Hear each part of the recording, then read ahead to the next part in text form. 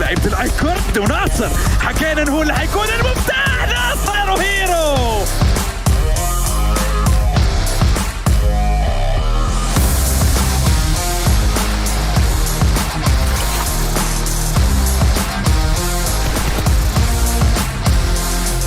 وفعلا نابو يا ولد يا نابو يا ولد يا نابو يا ولد يا نابو لو كان الابداع رجل لشكرته يا نابو.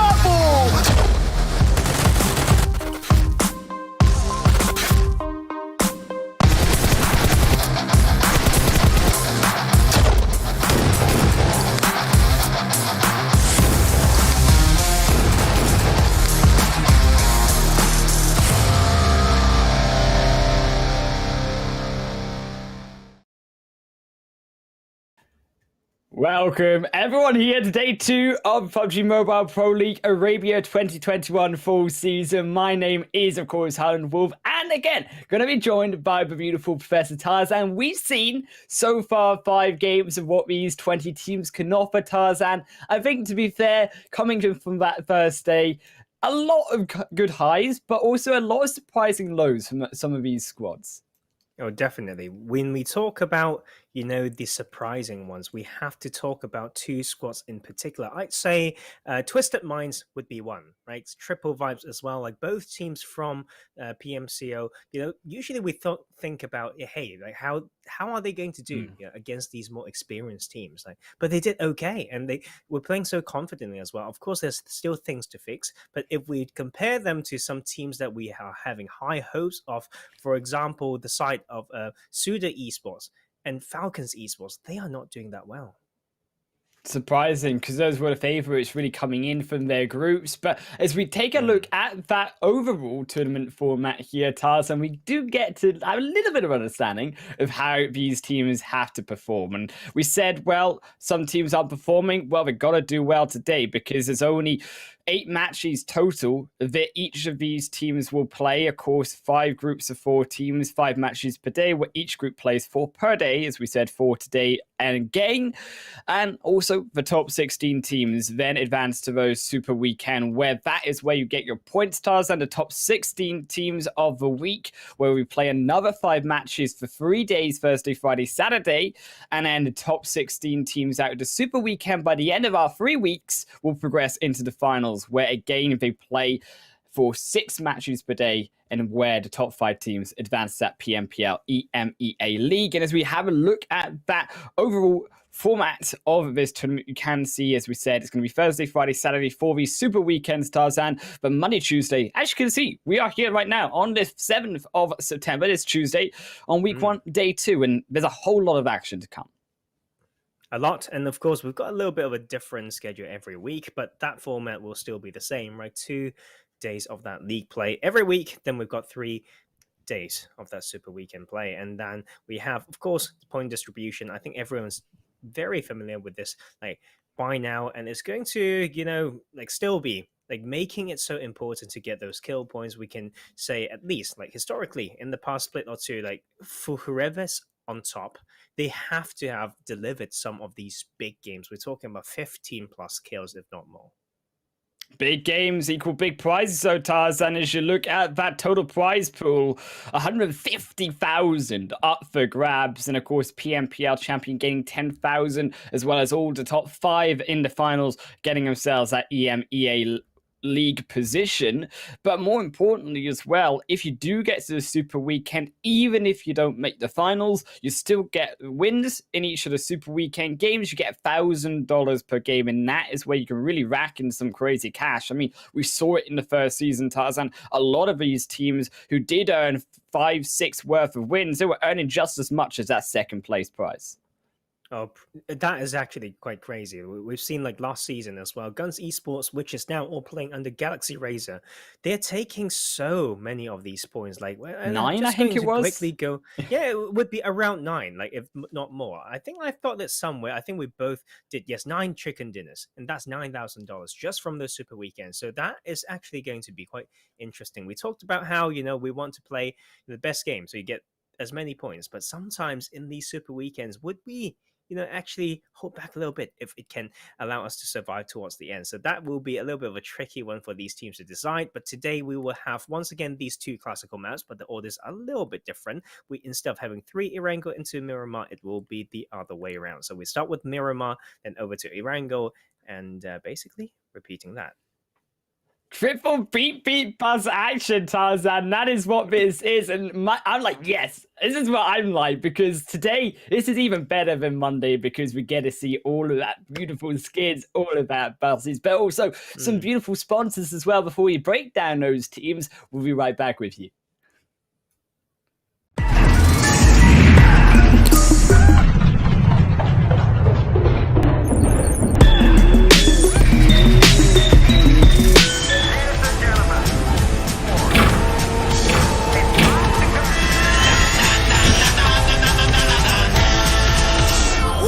Mr. DJ.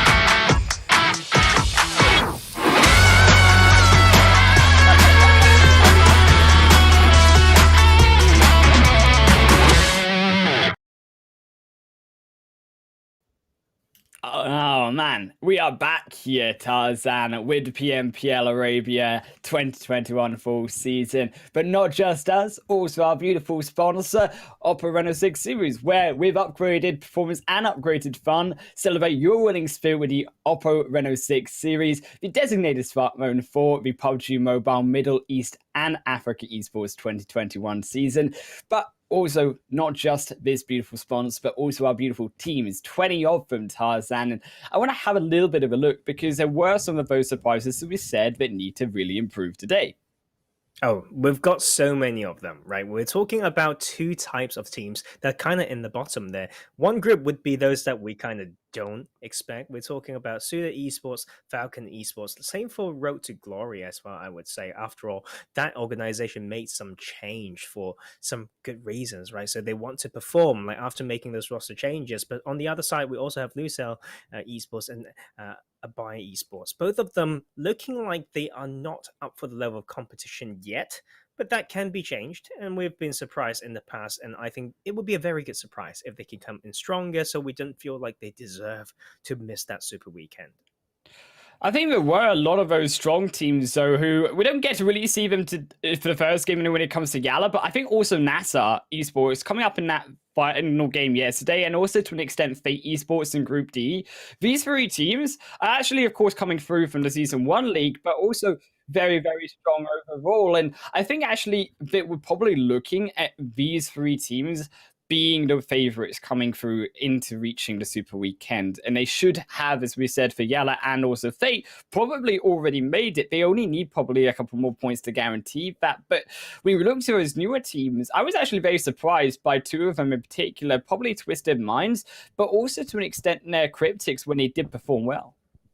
Yeah, I think Cryptics got more to deliver. Like, after all, yeah, they didn't stay with Road to Glory and now really trying to come in via the PMCO again. They've got some shaky early games, but you can see they're still trying to play extremely competitively, and that is what I love about this region. We didn't have any time like that. Should I say that they looked like they're warming up? They just went straight into the action, and some crazy spicy circles as well. So today we need to see like how these teams define their play style with a different type of playing path as well as series of play zones. Yeah, of course, you can really see Cryptics when they do play very aggressively. It often comes down to where actually their positioning is and where it comes to their position versus the zone. And that's something that we're probably going to look to have to improve for them coming into today's four matches, particularly with Miramar, the positioning map. But also, I think the other squad that really surprised me were also iKURD Triple Esports, and actually how they were able to really improve coming through in yesterday's games, keeping in note the fact that they took a chicken dinner in that second match on Miramar. Yeah. But you know what? Like, after all, they played 4 games, and that game itself got them the majority of their placement points. They've got 19 from yesterday, and 15 were from that one game. So we talked about, let's not say that they are too reliant on that one game. I would want to really twist this around and say many teams may have that one game itself that can push them into the super weekends, and that is going to be so key. Like, we can look at the tables right now. We've seen a lot of these teams who got that one chicken dinner. To be fair, iKURD Triple was the one that was with the lowest amount of points across yesterday. That can still arguably be enough, right, to get them in. Like, it would be extremely sad like if that's enough, because I feel like teams need to like perform even more. But I think that's just like the format that we need to go with anyway, and iKURD's got more to show for sure. I think that you can say they are a very aggressive team. And I wanted to also note that before we get into that first game, how aggressive these region as a whole has been playing. And when you look towards yesterday's games, there is no shying away from these big kill games from not only one, but I think across multiple teams every single match. And to be fair, though, is that then over aggression? Because yes, you do see these high results, but there's often only one big game where they grab their points rather than being consistent through multiple games in a longer tournament format, which this is. I mean, when we talk about aggression, we need to give it some context. We love talking about trigger discipline, which is basically under the umbrella term of smart aggression, I would say. And yesterday so far, although they shown a lot of aggression, I feel like there's a lot of sense behind that aggression. And I actually love seeing that, right? Like when sometimes you open fire, you can see teams are having synced like team shooting to really take down like that really long range knock as well as the finish to come through. And sometimes you see teams opening fire and then leading them to give away too much info, which really slowed down the rotation afterwards. Like those things didn't happen a lot yesterday. So I think as a caster and an analyst that's been ever so harsh, that was some improvement. I feel like compared to last season, we've all grown as a region. I think, though, that improvement still needs to come, and also the journey of some of these teams. I mean, you can see already coming out the gate, there were also some squads that we mentioned, like Real Tiger 9, who also had a good first 2 games. But when you look towards that consistency, you look towards that journey of being consistent, a team that I think were surprising who actually came out with 40 points in the first 2 matches, but then actually failed to get really even 5 more in those next 2 afterwards. Yeah, I mean, that is the issue, right? We talk about how teams got those points as a key thing. We're not only talking about how they got those points that particular game, but how the team distributions like came through like across the day. And that allows us to, draw these graphs and think about momentum. If they've got a lot of points, like you said, at the start and starting to go flat and go down, like would that come in to still be an issue as the resistance to start day 2? Yeah. After all, we've got only 2 days like per, league week for them to get those points to get into that qualifying super weekend. So the money is on the line, the question's also on the line, and we always just need to see how they play it. And before they know it, like sometimes you would just miss that spot. And I think before we go any further, it's important to give a good example of that as well. Like FalconsEsport made their name last season in the first super weekend. They were dominating in the first super weekend, but they played really poorly in those 2 days that matter, like in the week after, that they actually missed out on that second super weekend. That was really mind-blowing. And things like that can happen. It's extremely dramatic, adds to the storyline, but it can really happen. I think as well to note back even to that first week of season 1, where actually we talked about Real Tiger 9, something similar happened to actually Galaxy Racer, where they got those 50 points or so in that first day of play, but then that second day they barely got any, and actually as a result, despite how well they played in that Monday, the Tuesday was so poor that they never got into that super weekend, and actually as a result, Galaxy Racer, they never made the overall finals of season 1, because I think that was something that really did harm them. Had they got those extra 3 days of points, potentially you could have seen them there and seen another team knocked out as a result of that. So I think that you have to play and you have to be consistent, as we say. And I think another team that really surprised us, at least coming off the start, was probably actually RICO Infinity's team. Again, another one of those favorite teams coming in. They made EMEA in the first season, but yesterday, it looked really confusing and poor from them. Yeah. And just to clarify as well, guys, when we talk about Galaxy Racer last season, is a completely different roster. Like the Galaxy Racer that we have this season is basically Guns Esports from last season. So this is not them just going extremely good suddenly, right? But the roster, I'm completely with you there. Got a lot of fan base, basically an Indian roster last season. But we can see some aggressive styles coming through, but the consistency was the continuous problem, and that eventually like bite them in the back. But yes, like today, I completely forgotten our points already. But RICO Infinity team, RICO Infinity team, what happened? Yes, RICO. They were, to be fair, also consistent in a way. Like we talked about some of these teams, we tell that they are maybe 5th or 6th, like last season. Bad consistent, like it's like you can see them up there, but not really through those up to 45 games or super weekends. So when we look at RICO, they actually were immune to that type of so-called like comments when it comes to consistency. They were 2nd overall as well as from those super weekends in those 45 games. So we expect something from them. And as the very experienced team as well, I expect them to bounce back strong today, at least to make it to the super weekends, right? Like that would be the baseline. I think, to be fair, it's expected. If they don't bounce back today, I think that would be a shock. As we already said, Falcons as well, currently in that relegation space. They only picked up, I believe, 5 or was it 8 points in that first day yesterday. So actually, they're still in the single digits overall. And that's really surprising to see. We need to see that aggression, yes, but that controlled aggression, that careful aggression. Sometimes it's not always best to take the fight. Sometimes you also have to focus on other parts of the game, such as that positioning, such as your rotations as well, and your information coming into those zones and where teams are around you. As we do obviously have a little bit of time before we get into that first match. Miramar is coming, but I want to also quickly kind of talk about some of these other new teams that really need to step up alongside every one of these coming former back teams. And I really was surprised by ABIAH, another one of those squads who are new, but really need to show us something special because they barely picked up anything at all yesterday.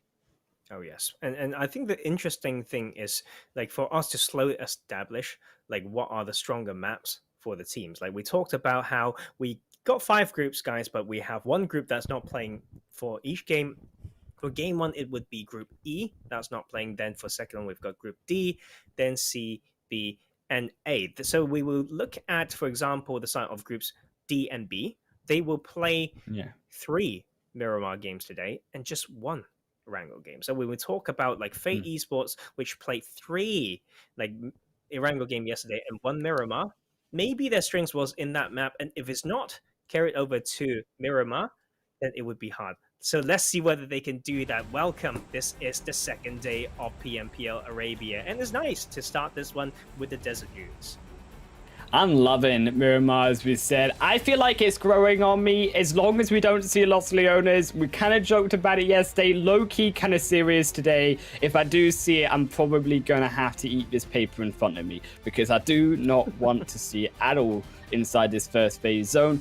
I'm really interested, though, to see how these teams dropped. And actually noting towards where they dropped in that first day of Miramar's, a lot of congestion over towards that Hafian and San Martin side. And this time around, of course, you can drop over there again. But for those who like to drop initially onto Impala, we saw 2 of those squads yesterday. Not going to be the case this time around on those far outer locations. Yeah, exactly. And I do want to remind everyone that Group E is not playing today, so we are not today, but this game. So YaLLa Esports won't be in here.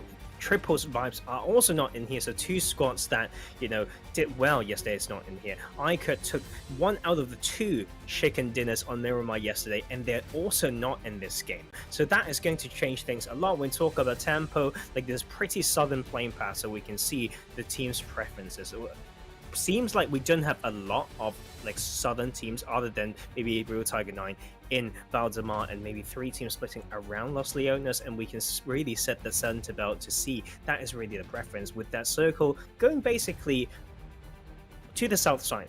Right, that really complements the playing path quite well. So it will come back to, you know, that like studying from yesterday already. Like, we didn't have a lot of time, but still the preparation has to come through. I'm already looking at Galaxy Racer in El Paso. Like, they will need to make some wide rotations. But Lusail needed that kill. They needed any points in this tournament. So for them to really catch someone off guard on the split drop when they're more clumped, that is great. But you know what? Like, after all, it's 2 squads that are both struggling. So ABIAH Esports will lose that one, and, you know, would be great because I think they want to both get out of that bottom position and to really like stumble and, you know, further dump someone into the ground would be a great way to make sure that they qualify.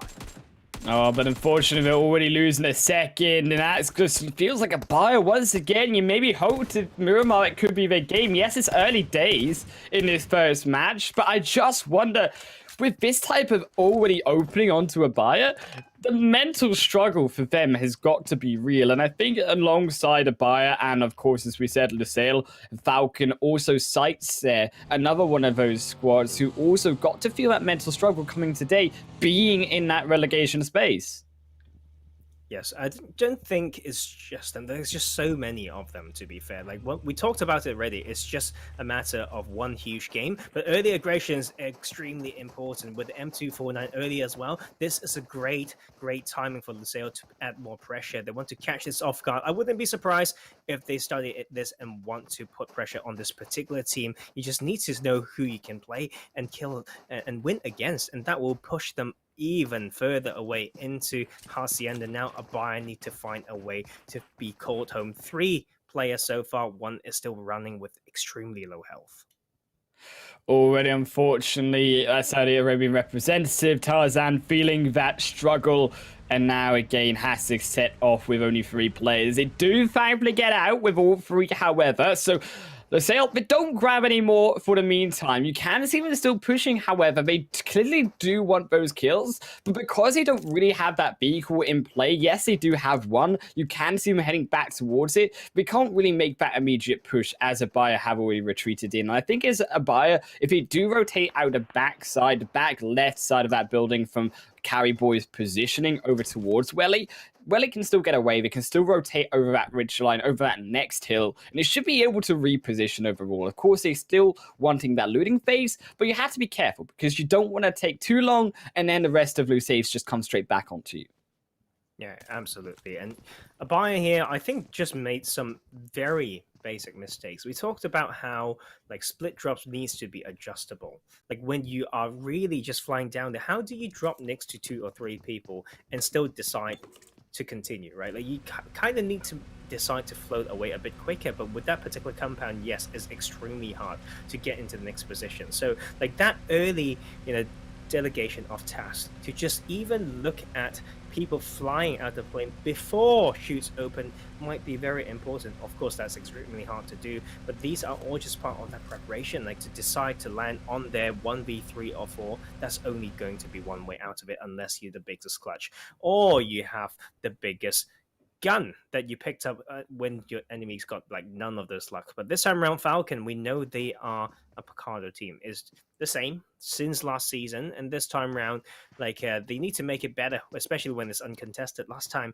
they got some action here. They got 4 kills and then they rotate out in a bad time and get caught off guard. So like this time they really want to redeem themselves.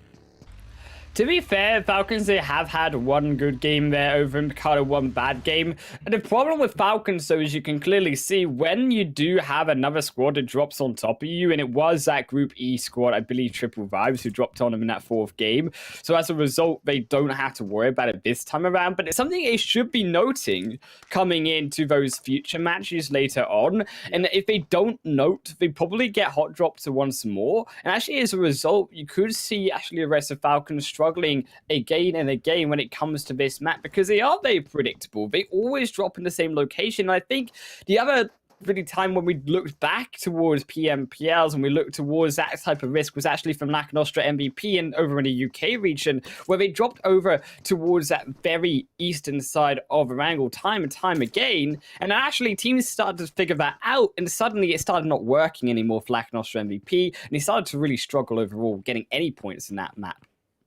Yeah, I think it would be very similar, like on this side. Like if Falcons don't come up with something else, it's always going to be hard. Like thinking about like all the traps that you can set when like Falcons can't really even notice when they're inside on Picardo. And that's also the problem when you're given the city, let's say, for free. If there's no contest, you're so tempted to just loot all of it, like to find the best loadout possible. Every extra smoke counts, but then you really put a lot of pressure like on the rotations, and if someone's really planning to choke you from that part of the map, then it's going to be so easy for them as well. Like you just really need to rotate into positions, stay stealthy, hide your cars, and you can strike from the surrounding high ground. So that is something that we need to like see. But of course, like I think the Arabian region has a lot of so-called pride, a good amount of confidence, I would say. So if they get hot dropped on, they would just come back and fight again and again. Like they wouldn't give it up. And I mean, in boot camp last split, we definitely seen that like throughout. Like it's not until the last day that someone say, you know what, like we're just going to play a different game. Yeah, I think that honestly though, looking at locations on Miramar, if they do decide to switch it up, I mean, respect to Falcons, when they play well, we clearly understand that they're a very strong fighting team, but they just haven't really hit that mark in that first day. Yet to see, of course, if they can today. But Chubasera is one of those locations, is open, and actually I've noticed that in both games yesterday and in the game today, no teams have dropped on that location, and something very intriguing to me that potentially could be an option for them. Also, Impala, yes, was taken up. If we do see more of that eastern side playing path on the opposite hand, also Puerto Paraiso is open too. Yeah, it's quite hard to get to though. Like I think Puerto Paraiso is quite far. It's not just that if people know that you are there, there's still ways to rotate from the east side of Los Leones to use those hills against you. Like after all, it would be one of those cities like Valdemar. If people have the priority and they want to set a trap for you, it can be extremely hard to get out of. It will be about that risk-free information, right, that they can get. And so far, like that, these traps that you can't even see it or predict, but we have that's basically a center up circle. We have that main road to separate Picado still, I'd say, like between it and the graveyard side, and that is where the next tricky thing can come through. But the amount of compounds is actually pretty vast, so it would be about adjusting within the circle, and if not, like for these teams to do their proper scouting as per usual. I just feel, though, that I love these adaptations coming through from this first game, and something that we look back towards Falcons, all aboard the Falcons hype train, yes, in this first game, but actually, they made that really smart adjustment, where they don't stay around Picado as long this time around. They move over towards Los Leones. There's also, unfortunately, SUDOR, but do lose one to NASR as they do come into the rest of La Bendita Hill.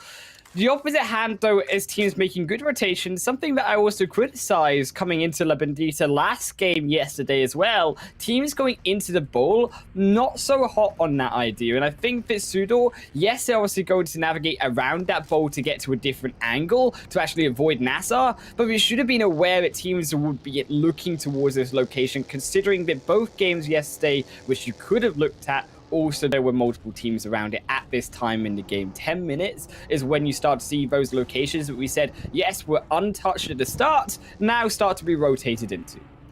Yeah, I think it was also a great effort by the team to just really shoot down one particular car. Like, in a way that would be, like, the rest of the team will need to just leave him be. Sometimes we talk about shooting the first guy on that car path or rotation, car formation, or the last guy, and they really just tied that last guy down, and all those bullets go within it, and we'll be able to get him before he got into cover as well. But this time round, Real Tiger 9 is not having the best game, and they had a really decent start yesterday, but this time it's a different test.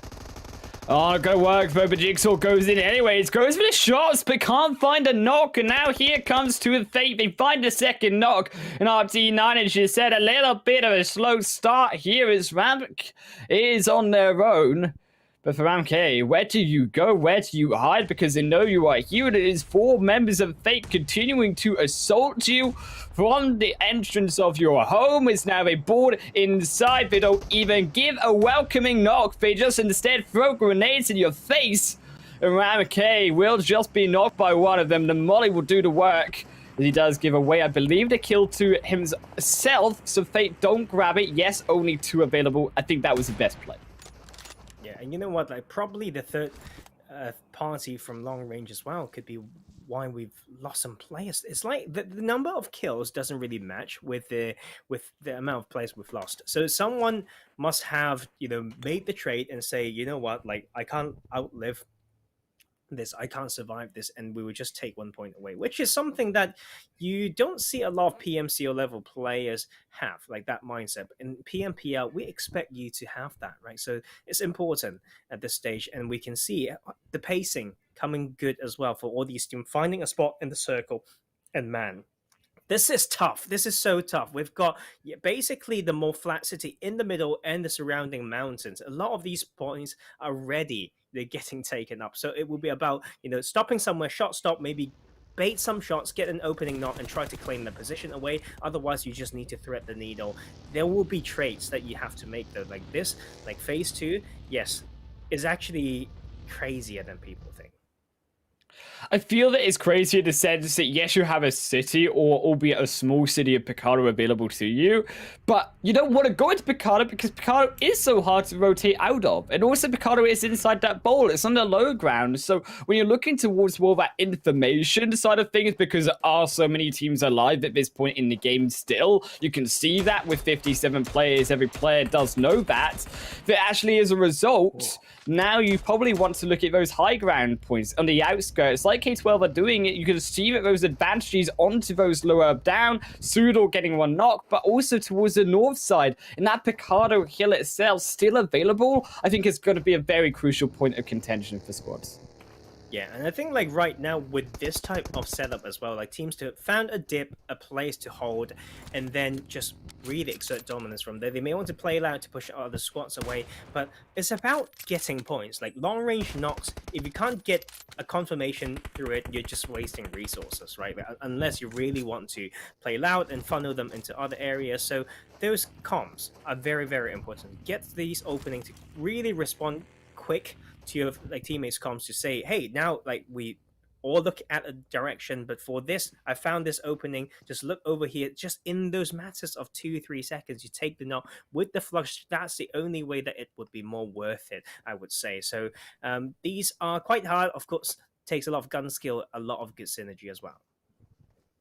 Galaxy Race as well, gonna find one onto Rads. Munir, not even aware of it, is Ralph. Will just strike one, the first one off Galaxy Race's day, but it immediately looks like another freak on a long range. He tries to get away. Sada still taking the shots, but behind that small little dip, he survives for now. But look at the rest in behind. There comes Ralph and run them straight over. But Galaxy Race are also gonna lose one as their Twisted Fate takes down Hamodi, so they're not quite out of it yet. And you can see on that long range, constantly teams fighting over as that third party does make it difficult to fight on those open planes. Extremely hard. I feel like they're just trying to achieve too many things, like with that split. The side of Rad have been concerning, I'd say, like through the last split as well. Like they were the team that missed on one super weekend, but they have a pretty high amount of chicken dinners. It's like so sporadic that it's almost seen as inconsistent. And when it comes to that split, you need to know what you're actually trying to control. Like, and you can definitely trade for your teammates as well. When they've lost some members early, that was definitely not the place to go for. And we have this circuit going over to that plateau, so we will see a lot of roadblocks getting set, and we'll see many teams trying to out rotate the other teams or go for wide rotations, and someone on those tip of the plateau, both on the southwest and the northeast, will be able to farm those out.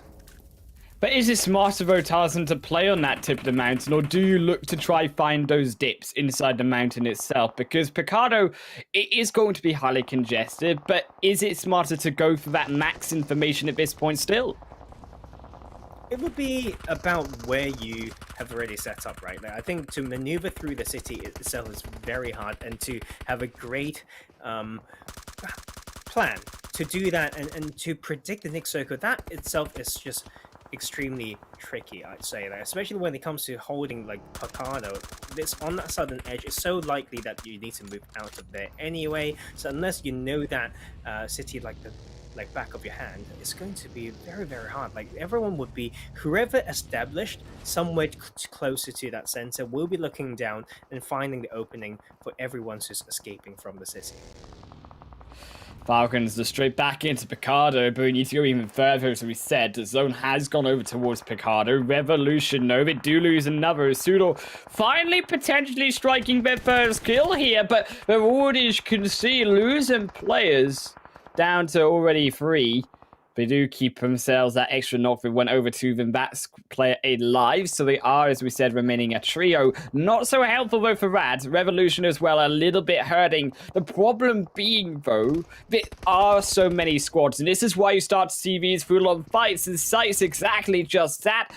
Gonna have to take that fight onto Road to Glory, but SCYTES to lose now their second player as they heal back up their third. And their fourth charging through for the meanwhile, as you can see, The rest of Road to Glory, they find that nade, they strike another, and now inside that smoke, they look to confirm the kill. There is a 1v1 situation potentially there. They go for the first, but now only the last player of SCYTES gives away their position. It's a hunt through the smoke, and a white pus as Razor needs to try to defend, but there's nothing to be done.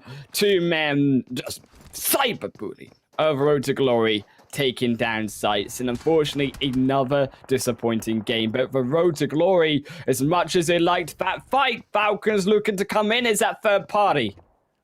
And I think it's extremely interesting how Falcons started in Picado. They moved out of Picado just slightly and came back in and lost a more priority position against these other teams. That is extremely peculiar to me. I feel like they were known to be that team who knows how to play these macro games, and especially on Erangel, but I wouldn't think on Miramar they would be this slow. Of course, like that roster is slightly changed, and that might have caused a serious issue here because like you can see how punishing it can be if you can't make to these power positions early, and they just opt in to play edge in one of the most predictable ways. I feel that Falcons, they couldn't aggress onto Road to Glory. You saw in the replay there, Fidang did get one tapped from the long range by RAT. So crucially there, that knock, I think, saving RTG because it made it that 3-on-3 situation. They weren't as confident then to go for that push. Falcons, albeit, but we are inside a casino. They need to take their chances and head back into that zone though, because phase 5, only 30 seconds now alongside RTG. One of them is going to have to die because I doubt that both of them will make it up to top side of this hill. Fate as well in the back end, just tanking that blue zone, but already multiple members of them knocked. Is now Leif, does get revived. It does have that accessibility potentially to get back inside the zone as well, alongside Ragnarok, but that zone has closed up so much. I wonder if these teams outside can continue to make that push, because as you can see, K12, RAT, they've already got that high ground position taken. Oh, and that is also still, that high ground being used extremely well by the side of Cryptics. That's not going to be easy, though, just on that side. It's high ground upon high ground. Falcons will try to land some damage, then now move, but RICO Infinity is already in a very textbook position. It is going to be so hard for them to find that, and that will be the ridge line to use for now, but the across the road on the southeast, that is going to be a problem.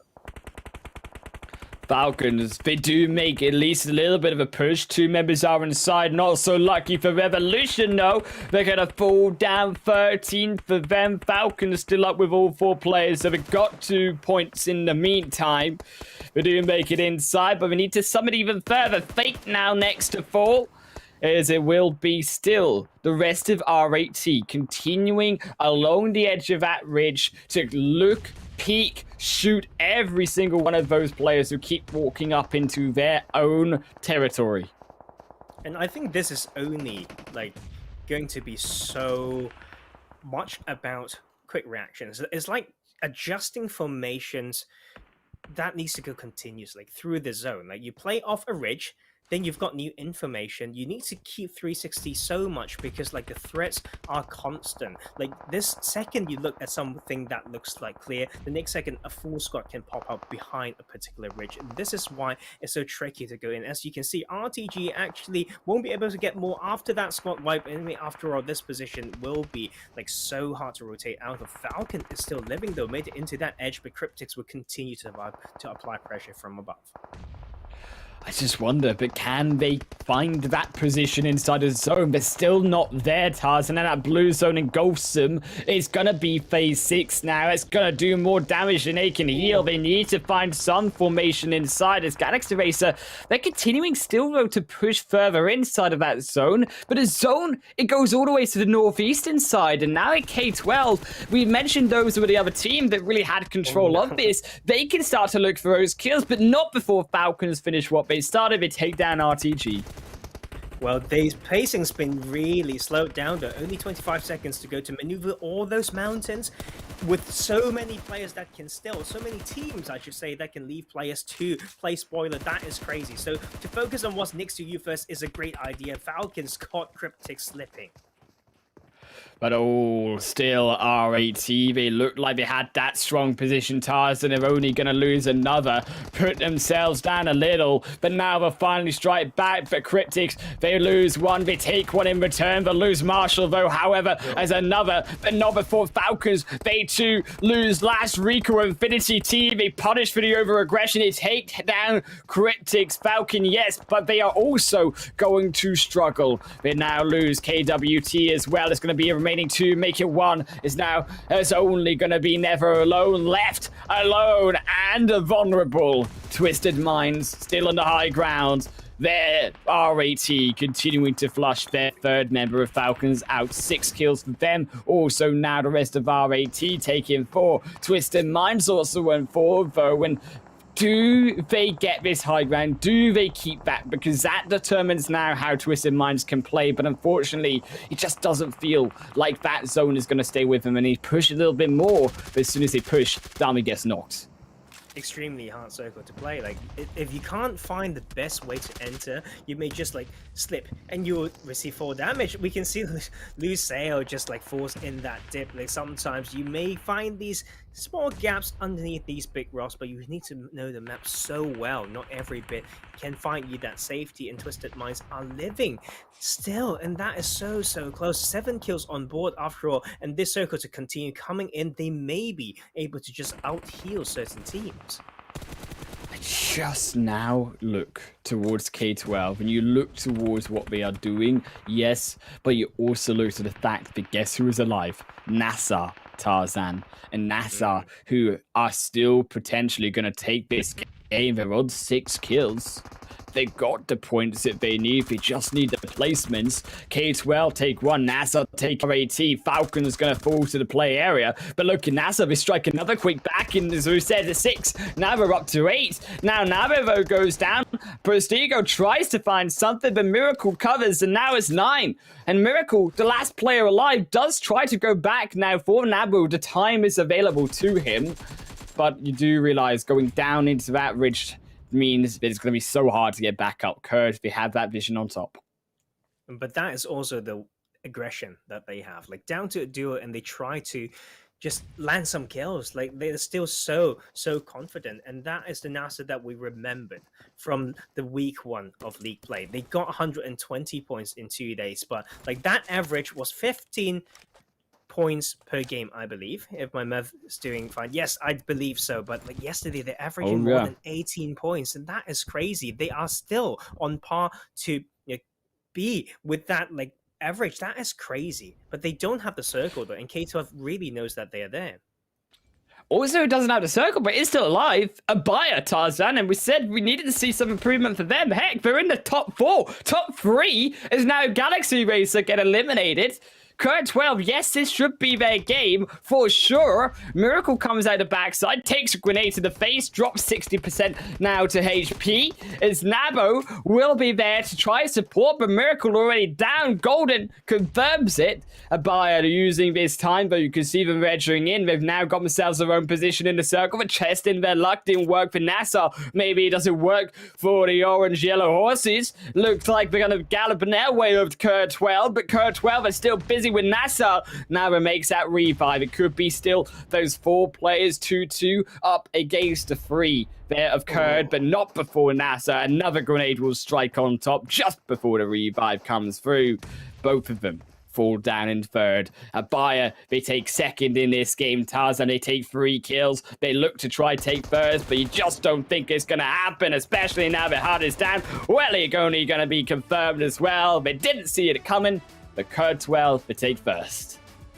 Wow, I mean, we really need them to do that. They really switch up the leaderboard as well, but also ABIAH Esports.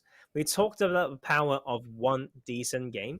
Like, that is important. Like, they had 5 points before this game. Like, hell, like that's from is 1.25 points per game yesterday. And in this game alone, they got themselves 15 to say the least. And that is a really great stepping stone for them, but they've got a lot more to prove, because we feel like those early game, we really condemned them for that reason. And it's true, like those things can be prevented.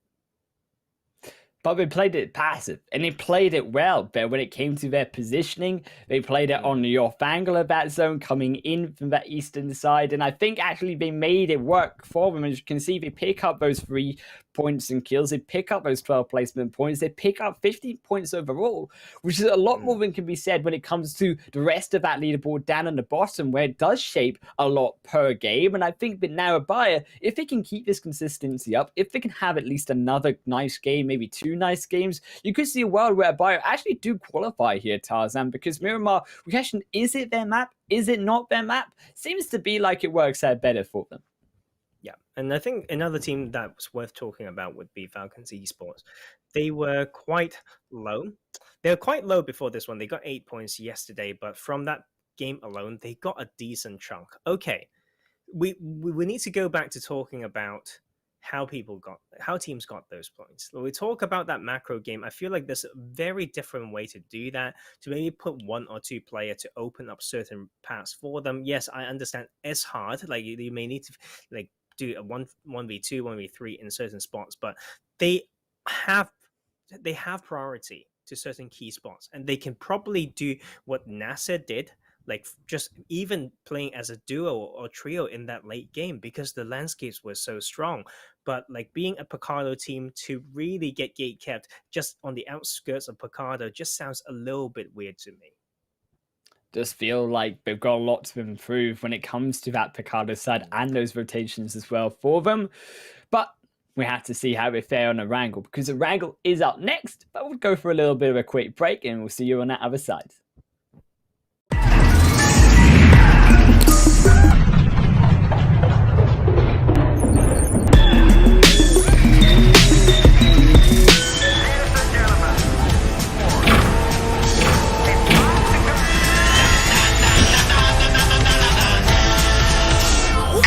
Mr. DJ.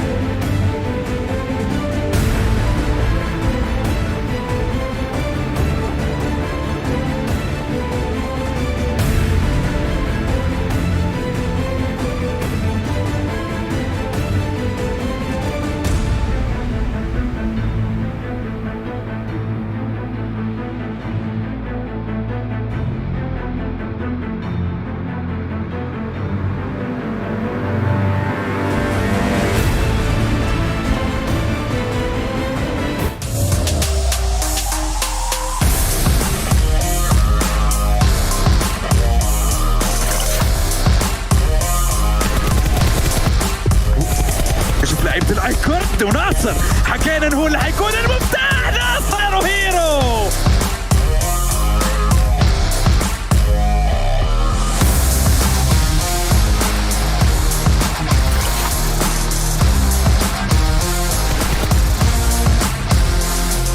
وفعلا نابو. يا ولد يا نابو، يا ولد يا نابو، يا ولد يا نابو. لو كان الابداع رجل لشكرته يا نابو.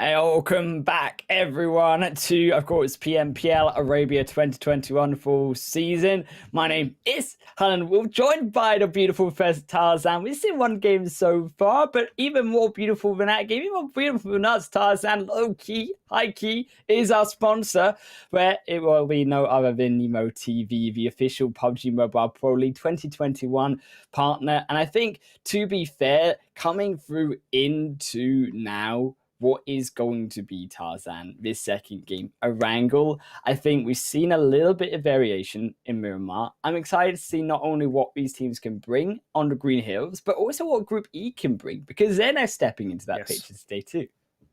Yeah, I think it's going to be extremely exciting. I think the fans would say the same for YaLLa Esports too.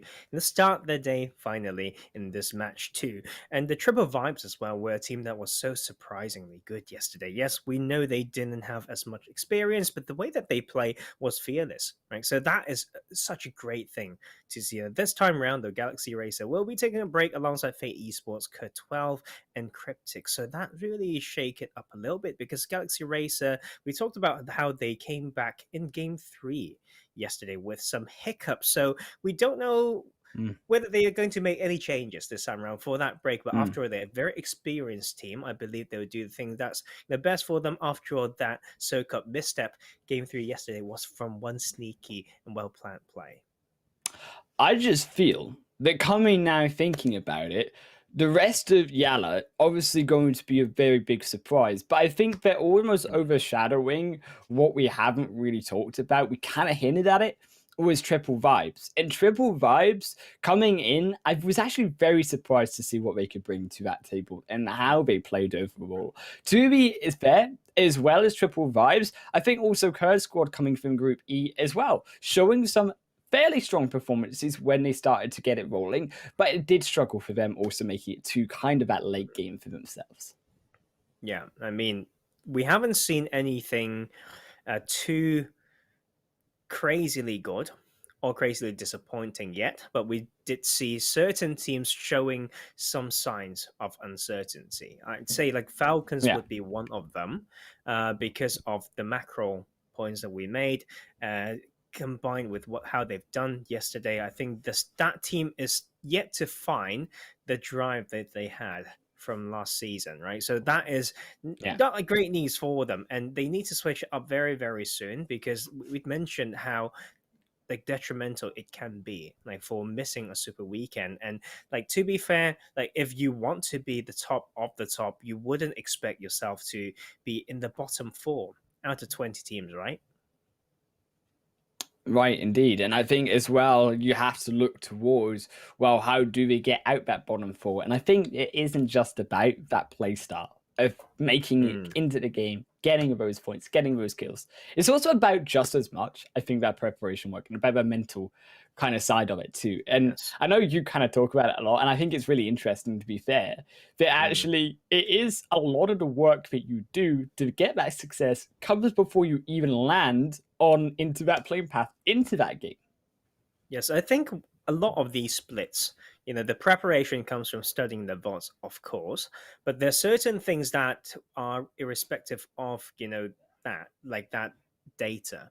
It has to make sense on its own. Like if you're too far apart, for example, like 4 corners of the map, we already know that's a bit of a problem. So you need to do a little bit of math, thinking about if, with respect to car spawns, maybe, like if it's so hard to get a car around here, then the quickest that I can maybe get to you if someone lands on you would be, I don't know, 40 seconds is an extremely long time early game, right? But if I can't do that, then why do we do that split? If someone's dropping on you, would there be any like close by covers for me to float to? Does the landscape help with that? Like all these things are the preparation beforehand. Like sometimes teams come up with these splits for that they use for a very, very long time for like, obvious reasons, but they always need that adjustment. But that execution comes down to those like good habits, really. We talk about iButton, we talk about good comms, and that you can't just always rely on the structure without any adaptations.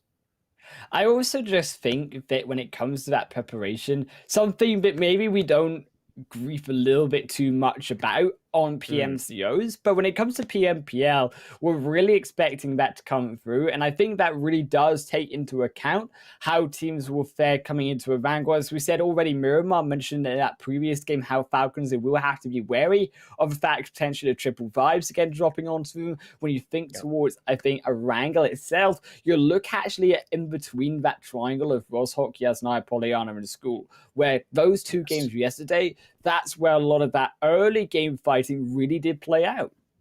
Yes, and I think there were certain things that seems to be a blessing but might not be. I want to talk about RICO Infinity team. Once again, not a huge statement from that game earlier. They were a team that goes to that northern side with, some uncontested Severny drop. Like it was the same last season. No one wants to come close. And I mean, it takes a lot of work, to develop, the knowledge, the literacy of playing in a particular city. But when it goes away from them, they struggle a little bit. When it goes to them, like last split, they don't really have a huge advantage either. So suddenly it becomes like hard to define their play just from time to time, because I know I've been harsh so far in that past 20-30 seconds, but after all, we did mention they came second in both like those super weekends combined in season 1, and same as those finals. So yet to develop more data like for these team and Yeah. the strengths and weaknesses. But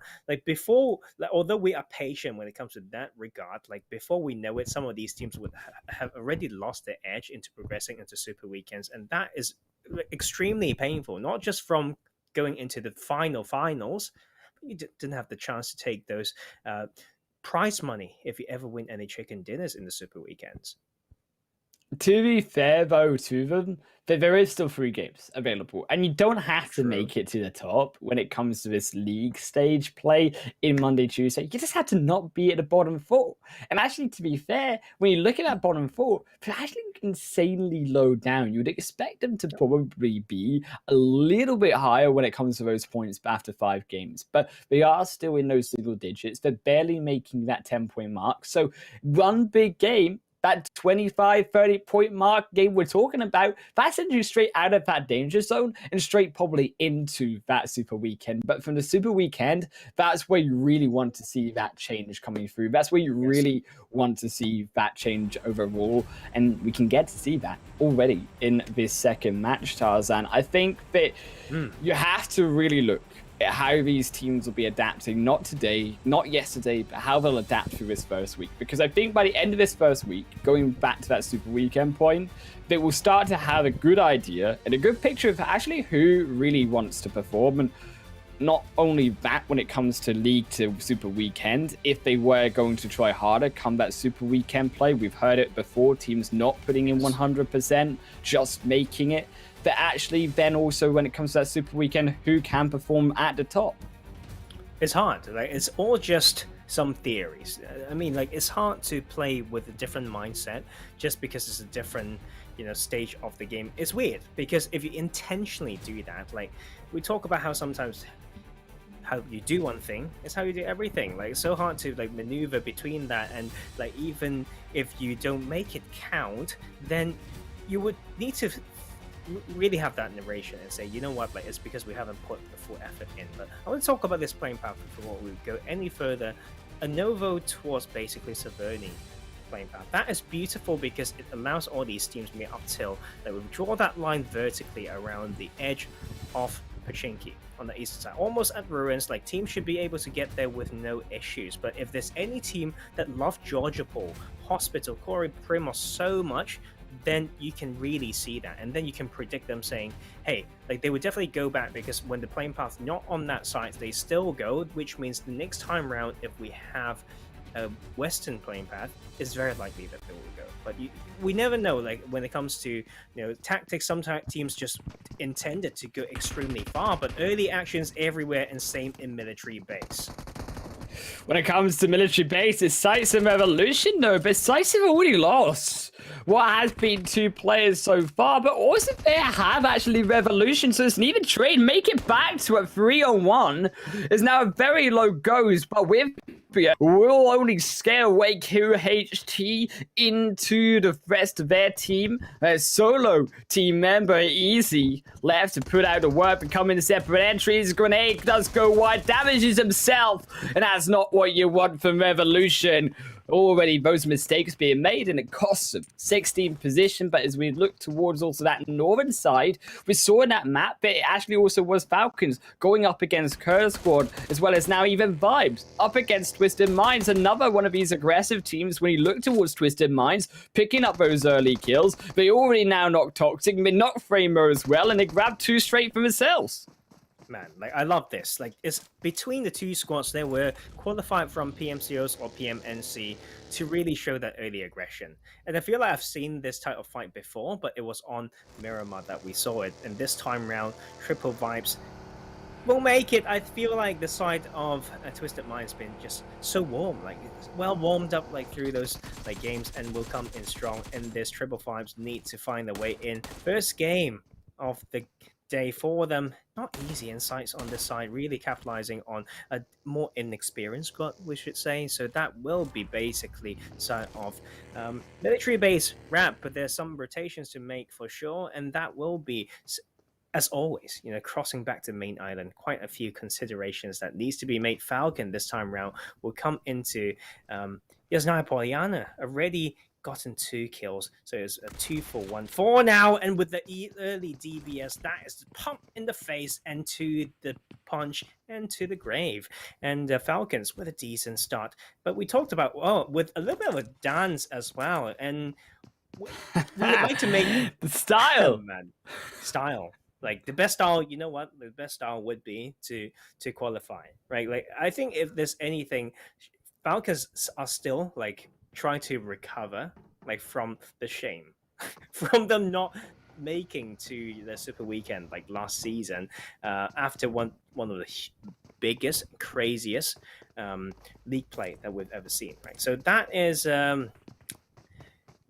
you know what, like I don't know, it's just me. Maybe I don't like people like disrespecting like others in game. It could be a, you know, like a mind game thing, but sometimes it's very easy to see as someone trying to like flex when you are losing like in the grand scheme. It's just, I think it's just me, man. Like I think they might enjoy the little bit of banter. What do I know, maybe they're friends, but Falcons got a lot more work to do.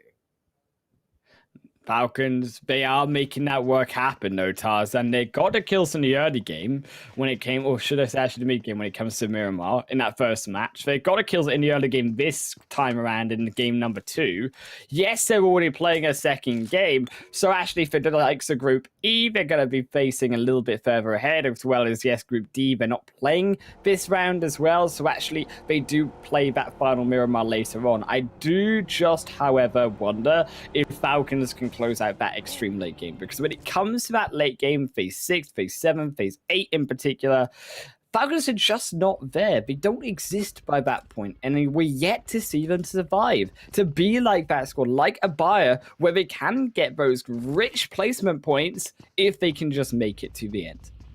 Yeah, I mean, like, ABIAH was also quite lucky when it comes to the zone. They're just slowly edging in, and we talk about the distance traveled from that previous game. It wasn't really that far. After all, like it was a hacienda drop into that plateau position, but this is a very sneaky move that happened earlier. I think like Falcons just know this one. Oh man, like the full disrespect coming through, the cry and the dance, my lord, that is them celebrating. You know, like hot drops are always quite fascinating in that sense. Like it will be about acknowledging, and sometimes like that mind game that came through towards the end just force. It's like a taunt. It's like, come back, we'll do this again. Let's see whether you can take me next time.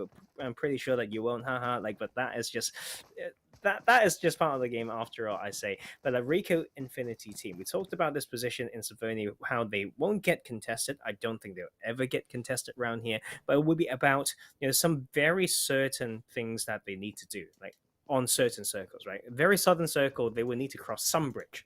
Like it's so unlikely that they won't. So some teams, like I'd say a collection of teams can just each camp a bridge or two, and then they can't really play the game as easily. Right? So that will be one thing to talk about, but Road to Glory as well. The squad, I feel like it's interesting to talk about this because there's some other sort of rivalry. Like for the organization of Road to Glory to pick up a different roster instead of the old one that they played with last season, I think there might be, you know, some tension in between that adds a lot of storyline. Well, you saw in the first game, I mean, it was the old RTG roster of now Cryptics. It just smashed through RTG in that first match before it even landed on to Erangel. And it was that revenge. So you can see that fight in between the two squads. However, I think that, to be fair, both of them have a lot of improving to do from that first day heading into the series of matches, because we didn't see a lot of wacky, we didn't see a lot of crazy, beautiful plays coming from them, nor did we see them pick up that consistency when it came to making it to the end of those matches. So you need to see not only that survivability, but I want to also see a little bit more aggression from them, considering that all of these other teams, they are playing just as aggressive, and you need to be able to match or outplay that play style. Exactly. And now that we have NASR on the screen, it's just so insane, like how good they are. And I want them to really hold this like continuously, because they are playing that level of domination like we saw from Guns Esports, which is currently Galaxy Racer. That is quite insane. But NASR did the same thing last season in week 1, but then we've never seen them at that same level anymore. So I hope they can carry this over. Maybe they're just extremely good in getting ready like to start with the best self, best form. But this time around, it will be a bit of a test once again, because we know like what these other teams can do. They took that center spot, but on that eastern shift will need to move again, but they are already on their way. Is there's not a lot of power positions for these teams to play off, though. So many roadblocks can be set in certain dips. We talk about shelter, we talk about mansion. It's since season 1, we know some very key spots. So like you can see the pacing of these teams really are taking that into consideration. The second that the new circle pops, it's go time. SUDOR, they do make their way through the routes now of shelter. They make their way into what is that eastern shift of that phase 2. I think, to be fair, a fairly hard shift for a lot of these teams, because it did actually have many of them drop towards that western end of the initial playing path. So I do feel that we're going to see, even though teams already inside the zone for the most part, a little bit more fighting. And this is what I really love. I want to see some more action in the early game, but controlled action. The reason for these fighting being and making sense, because yes, SUDOR, they could have took that fight. For me, it would have been entertaining, but for the best part of the game, I'm glad that SUDOR didn't, because SUDOR, if they go into that, potentially see them maybe struggle. It's very easy for that as well to be able to then flush through as they come down the hill into them. So it is overall better if SUDOR don't get pinched by that box compound. I think it's interesting to talk about SUDOR like continuously, right? They've got that roster change, like they've kind of lost Fadan to another team, another player as well, and just like half of the squad is gone. And this time around with the replacement, feels like it's not been working out so far. Still very absent in the way that they presented in that game 1, and now just finding a spot for themselves to play off. It's time. And after this game, they will have played like 3/4 of the game, and they cannot lose any more points. Like should I say, like they can't lose any more games or chances to grab points. Like that is just insane to think about. The 3rd place team last split, right, represented the region to EMEA, will come in and miss a super weekend. That is going to be mind-blowing. The last? I mean, look at the position, right? On that leaderboard, there were only 11 points so far. But even there, behind Lusail, and I think for the rest of the SUDOR, yes, they've lost Vidan, yes, they've lost SK-Ton to RICO Infinity Team, and maybe RICO, they still have a little bit of work to do, though, with those 2 new players on their roster, because we're still to see stuff out of them. I think, though, to be fair, it has actually been a rotation now in Phase 2. We are probably, again, looking towards teams looking at those hills, looking at those single buildings, not the likes of Yasnaya Poliana, not the likes of Lipovka over towards that far east. You're liking what you're seeing when you look at a team like YaLLa, who are preparing not only to go into zone, but they're stopping purposely to make sure that if teams continue to rotate with them, they can find that information and they can punish that. And that's the type of aggressive plays they're making. But also, I'm loving the fact that they move powerful further in the zone, so they have that information for the rest of those 3 members when they do come into that zone overall. Man, like look at that crazy shift over. That's a hard one. With 45% water, I would say, like ballpark, insane. Like we talk about like coastal lines, we talk about like hard covers, we talk about landscape. Like the land mass of this shift just reduced by 75, if not 80%, and we can already see teams opting in to hold those positions, and suddenly they became in the center when they didn't intend to play center, and now this will be a very tricky circle for these teams to enter. And you know what, like some of them will get funneled into the city, and maybe very tricky later on, because they did have a choice. They just need to run through some teams as this is happening. So many teams running through the north of prison, and some of them may end up in that water already.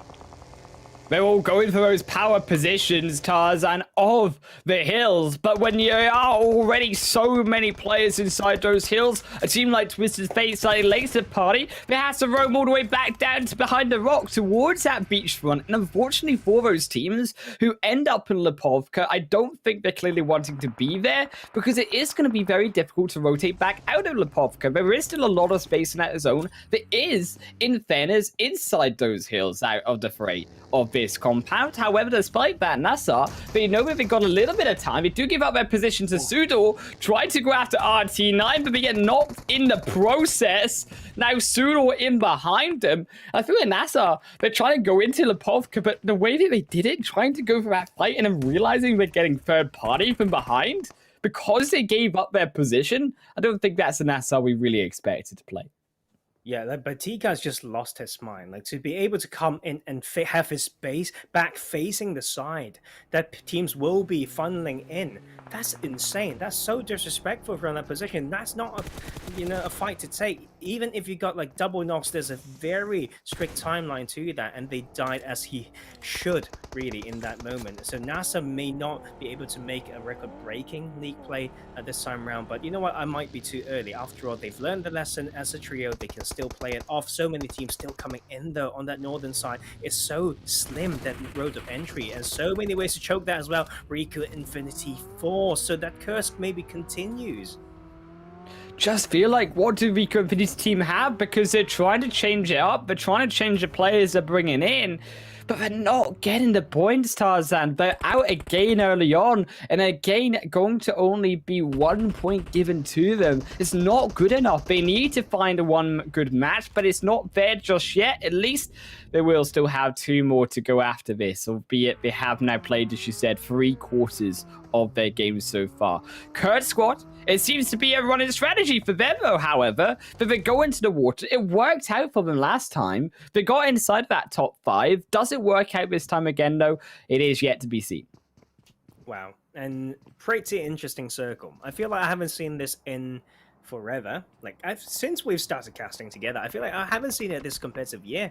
And Lipovka start, because we used to grill certain teams for going to Lipovka continuously and say, how that's what it is. The other team. Yeah, how did that? That's what it is. Like, that's why we got a Lipovka zone. It's like psychology, man. We talk about it and it happens. Yes, and you know what? Like, I actually quite like it for a little bit of a change. Like, for the first time, you get it, and maybe if you drop on that, you won't really be punished. But this time around, SUDOR will need to make a very good play to make our 30th position, but seems like it's going downhill already.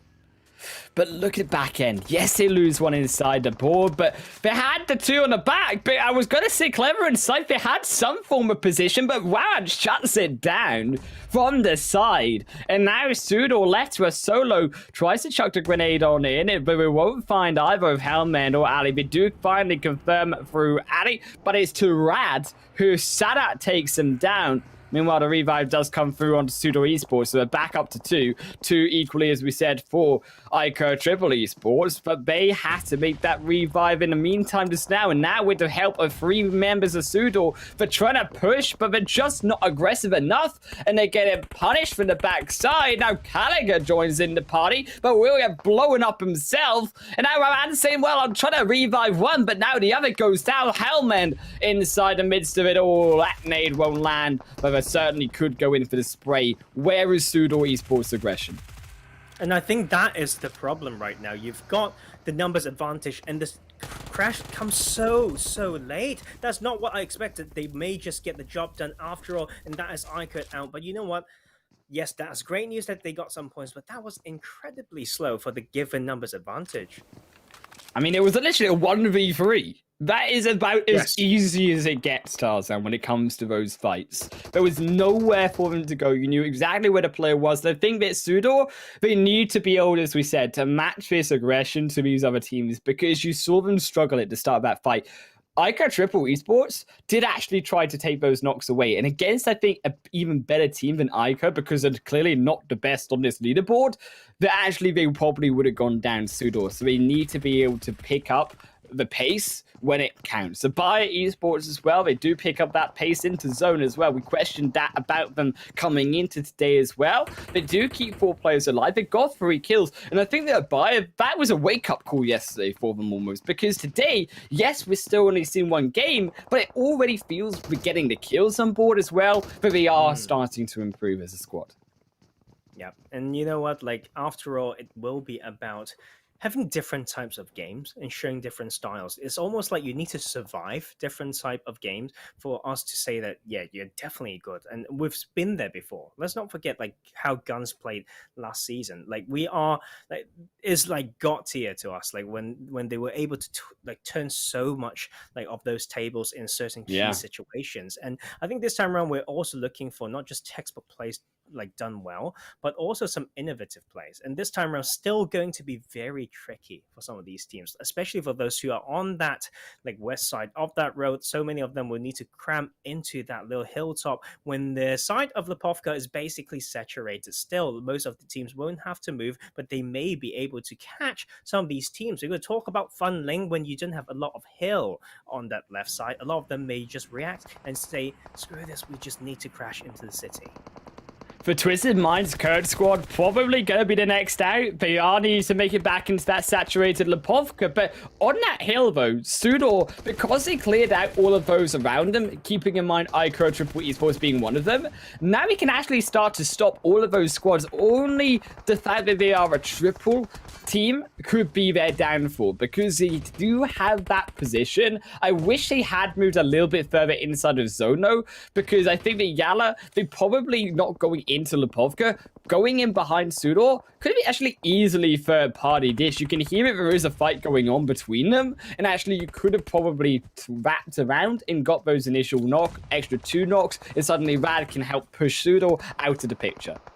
And you can see that funneling happening already as well on this side. Like SUDOR, yes, like down to 3. We talked about them being pretty slow, but for them to constantly adding pressure to these teams, we saw YaLLa Esports just trying to surpass this position and just crash straight into the city. They've want nothing to do with this. Of course, the landscape will suggest something, but yes, it's been a little bit late. And this time around, like SUDOR needs to hold this down. They need to think about themselves as well. This chat is soon not playable and soon will be outside of the circle. I mean, YaLLa, they do find that somehow a position inside. I don't think that should have been allowed, though.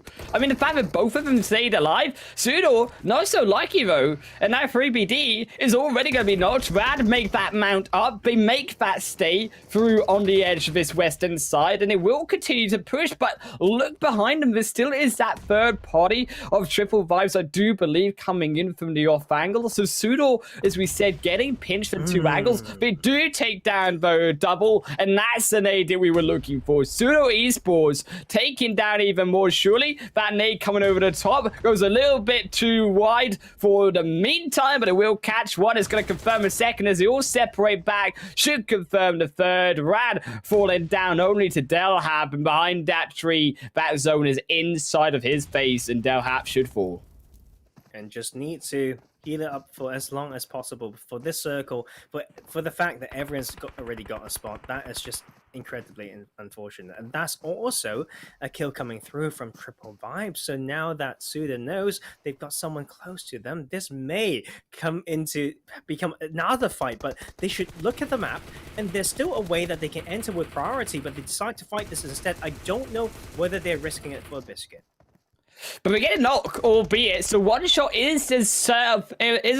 So actually, as a result, SUDOR Esports, they have that 1v3 advantage. Again, go for the push, because you are on that weak side. Everyone's going to be down in Lipovka. Given the fact that phase 5 shifts again towards Lipovka itself, I think what they're looking to do, yes, you could have gone for that push overall, clearly finished that very quickly, but instead going to look to wrap around, take those vehicles away from also Triple Vibes, and are going to move in across that road, because they understand that that road is going to be their death if teams start to circumvent them from getting into it. It's now also Twisted Minds. They step forward, not as aggressive as you would usually be expecting. There goes KURD squad as expected. However, Twisted Minds, the other team, to make it inside the zone, but they have to go in even further. You can see it's such a difficulty when there are so many teams all around them. Every single building they walk into, Tarzan, feels like there's a team inside of it. I think this is a great time to bring up the topic of purposeful movement. Like when it comes to this type of city finish, you can really leave some players, 1 or 2 in the buildings, being very mindful of the audio cues that they're giving away. They may die for it, but they may be able to take down 3 or even 4 with them, right? So this is going to be quite important. And also, we talk about movement manipulation. You can use your utilities and some, one guy to really force some of the enemies to be funneled into an area so you can do even more damage. We will eventually need to come into looking at some compound crashes is inevitable in the Pofka.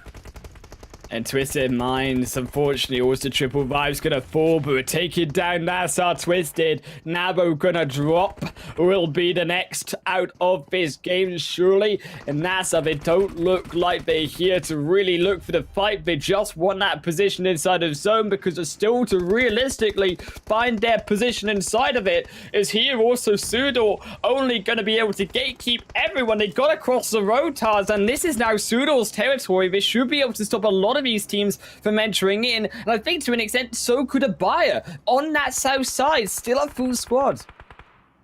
And you know what? Like this circle as well. Like this might be the game for SUDOR. They are praying and praying. They can still get it if the circle's slightly on their side, because like after all, these buildings may run out. Everyone needs to pray, and down to 20 players in this very stacked city. So we're talking about like rationing utilities as well. Like, and it's so important. Every single step count, and we can see that circle as we say, oh, that is SUDOR's chance to bounce back in this tournament. SUDOR, if this is ever their game, this is it. They did suffer initial knock grenade. ABIAH took one down, but they make the revive happen. They're back to peak performance. 3 of them still alive, as we said, but they have to defend against the rest of these other 17 players. NASR might make it 16, though, because Miracle's now down. They look for the revive. YaLLa here as well, alongside Twisted Minds, but here is a third party, and YaLLa, they step up to try take them down, but Twisted Minds, they're losing 1, they're losing 2. You survive, find a third, though, the drop shot, enough figures will go through, as ABIAH looks to clear them all. A house wrap is now ABIAH Esports to take through this position. Yes, they don't find those knocks, but they're going to take them anyways the moment they step out of that house. There is nowhere for Twisted Minds to go, nowhere for Lusail to go. Wanted will drop next. 10 kills for Twisted Minds, but I think, again, high kills is all they're going to get, Tarzan. You know what? ABIAH has a great game. Yes, they were holding on the edge more passively, but they noticed that would give them the advantage to enter this hill, and they were trying to just frag after frag, and that is going to be extremely important. HUD will need to deliver more, though. Twisted Minds are falling 1 by 1.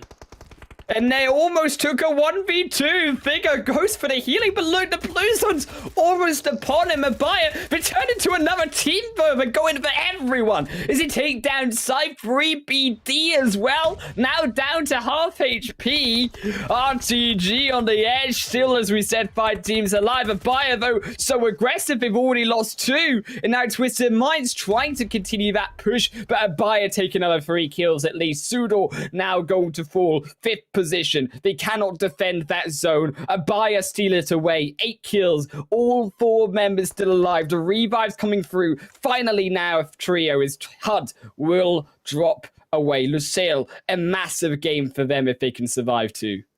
Man, this game has been so far the rise of the misfits almost. We thought ABIAH's out. We thought SUDOR could be out. But this time round, Twisted Minds still in here alongside RTG as well. Like 4 teams who can really change and add a lot of spice to that leaderboard. That will be down to that one. And that is also Lusail trying to prove a point. They've made a statement. They've got at least 10 points by placement alone.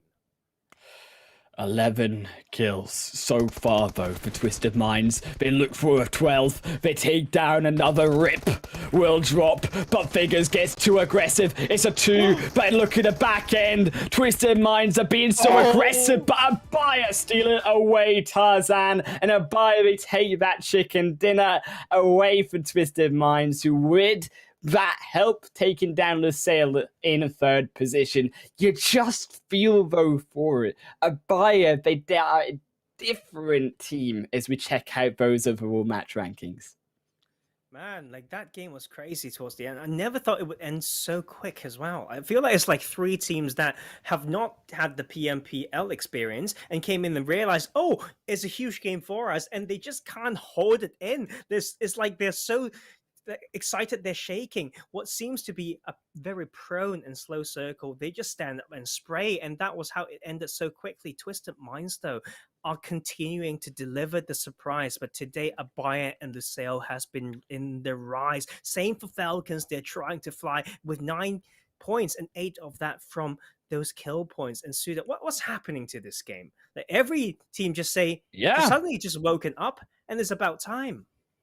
That top 6, every single one of them, they were low teams, and now it equalizes the scoreboard. It makes things interesting. More importantly, I think Lusail as well stepping up alongside RTG, who were 2 teams who really also wanted to look a little bit more from. That's going to be important for them, as well as Falcons grabbing themselves even more points in this game than they did the entirety of yesterday. That's how good a performance they're trying to be with that consistency. NASR, though, down to the rest in this bottom half of the leaderboard. All teams who I think we probably would have expected to be higher up, but it just isn't their match. You know what? Like, I'm worried for RICO Infinity team. Like after that sort of game where all the bottom teams got double digits, like RICO Infinity might just be like bumped down to almost the bottom.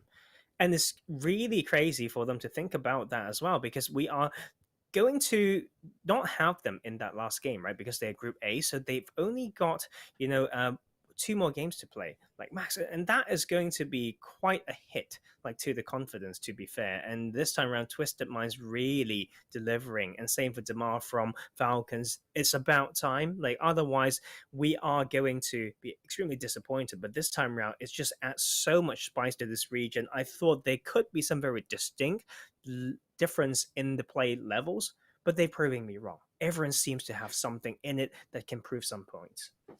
I always feel that when you look at Twisted Minds and they make it to that end game, every single match, they're a team that get high kills. Even in that first game, Twisted Minds picked up a lot of kills. And that is something to be said, that they are an insanely aggressive team. I think more so than a lot of these other squads, the majority of these other squads coming into the PMPL Arabia, which speaks considering also the fact that everyone feels even more aggressive than probably we're used to as casters watching other regions. Tarzan, as we do check over those also overall rankings, NASR, they slipped their position to the top 95 points, but Twisted Minds, that consistency in the aggression showing up. 1 kill point behind them is 82 points overall.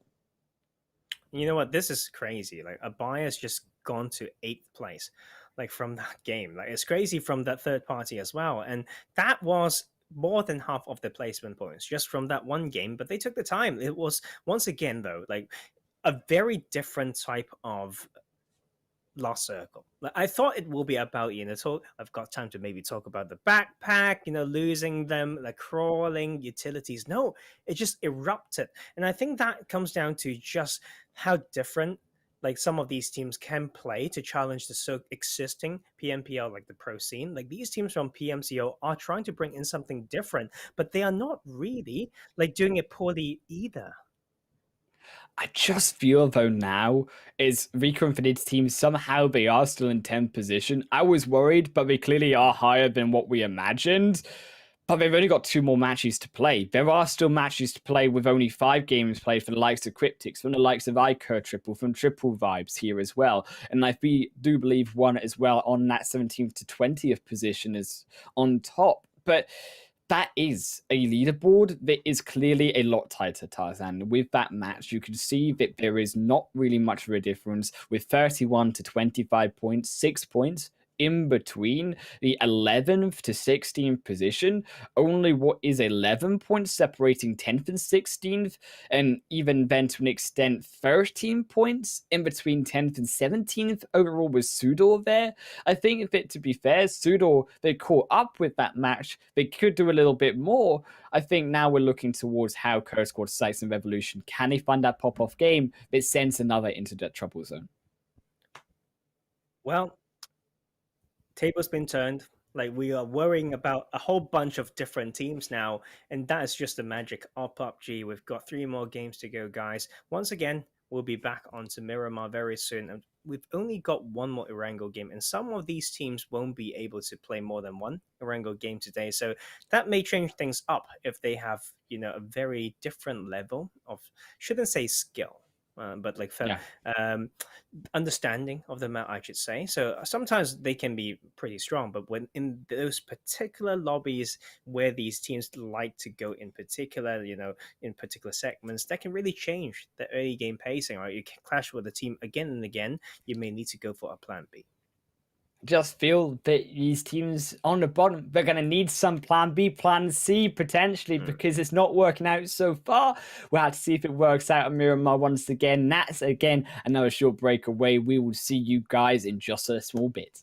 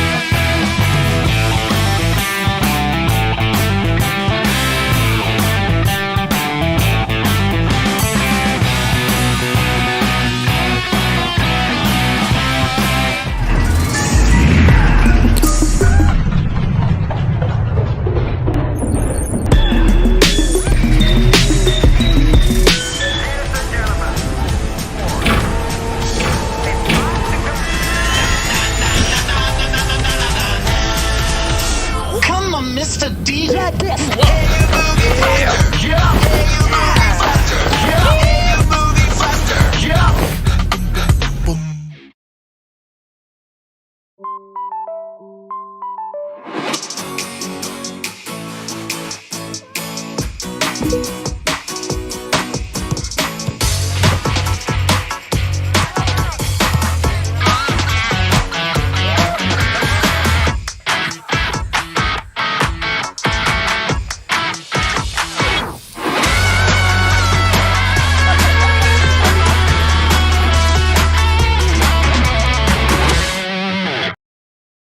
New Royale Pass version. Royale Pass month now available. So what's changed with RPM? Let's go through it together. First, the duration has been adjusted. Royale Pass month seasons have been reduced from 2 months to 1 month, meaning that you'll see new and different RP content every month. It also means you'll no longer have to wait 2 months if you don't like the current RPM rewards. Perhaps next month's RP rewards will better suit your taste. Also, the level cap has been cut in half from 100 to 50 to coincide with the shortened Royal Pass month seasons, meaning that shorter RPM seasons will not impact leveling or collecting rewards. You should pay attention to the RP missions. There will be some bonus RP point events that will allow you to accumulate more RPM points and level up quicker in the next season. Second, rewards have been adjusted. The new Royale Pass month will have better rewards than before. In the past, Elite Pass holders could only choose one of 2 legendary outfits when they reached max level. In the new version, Elite Pass holders receive both outfits when they reach max level. What's more, we've also adjusted the number of outfits available and added weapon finishes, vehicle finishes, airplane finishes, parachutes, emotes, and other commercialized items in the new version. These adjustments will definitely add value to your Royal Pass month. Free pass holders also get a rewards boost. Now, free pass holders will get rewards for every level up, including outfits and weapon finishes. Free pass holders will also have a chance to receive RP vouchers worth 60 UC to use when purchasing their next Elite Pass. In the past, players receive rewards worth 30,000 UC when reaching max level in the Royale Pass over 2 months. With the update to Royale Pass month, players will now receive rewards worth 40,000 UC when reaching max level over 2 months. That's a 33% increase in value.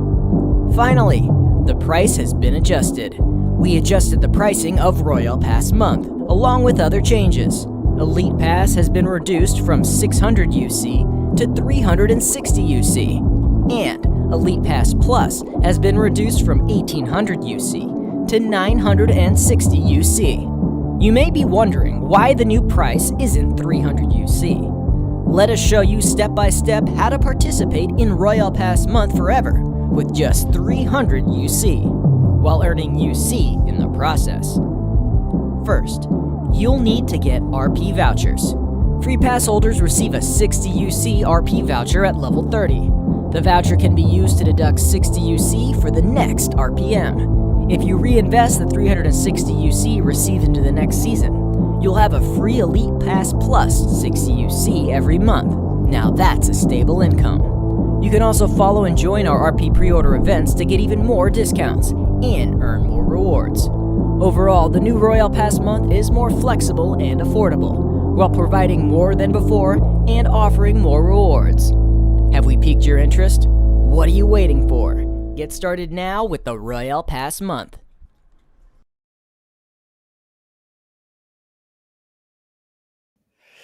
Hey, we are back, Tarzan, for now the third match here in the second day of the PMPL Arabia 2021 full season. Of course, it is yourself, YaLLa and Tarzan here for of the action here, as we've seen 2 games so far, but also Yes. even more action packed, even more exciting. Tarzan, is that beautiful down on the bottom of your screen, where upgraded forms and upgraded fun celebrate your winning spirit with the brand new Oppo Reno 6 series, the designated smartphone for PUBG Mobile Middle East and Africa esports in the 2021 season. But 2021 season full split on PMPL Arabia, more specifically, is heated up. And I am super impressed with how actually some of these lower base teams on the leaderboard have been stepping up in these last 2 games. And they're actually ABIAH getting that win, now actually putting themselves in a position where potentially, with the help of that first match too, we could see them steal away one of those 16 spots for the Super Weekend. Yeah, it's not just them. Like Twisted Minds just playing out of their mind. Like I love the name. Man. First of all, like it's great, and the way that they play is just so confident. They play like they belong here, right? So that itself means a lot, right? But in that same group, we've got some worrying teams, I should say, like SCYTES. Yes. We talked about them like last split. We should say not the strongest one that we saw, right? But they have these occasional wins here and there. But like before you know it, they might have lost it. Like they are really bottom. They're kind of sharing that spot with like KURD Squad, some of the least experienced teams as well. And Cryptics would be another one that's kind of in the middle because it's a new brand. It's like a new team, like in PMPL. But those players had that experience last split as well, so maybe they struggle to find a way to grow. Like that might be one way to say it. In that same group, same NASR squad, we should say, very strong before, but that was the first game that they had, some issues with that game too. Now they're going to sit out for game 3, and maybe they can get to talk about it. But after a very atypical title circle, then really test these players to the limits.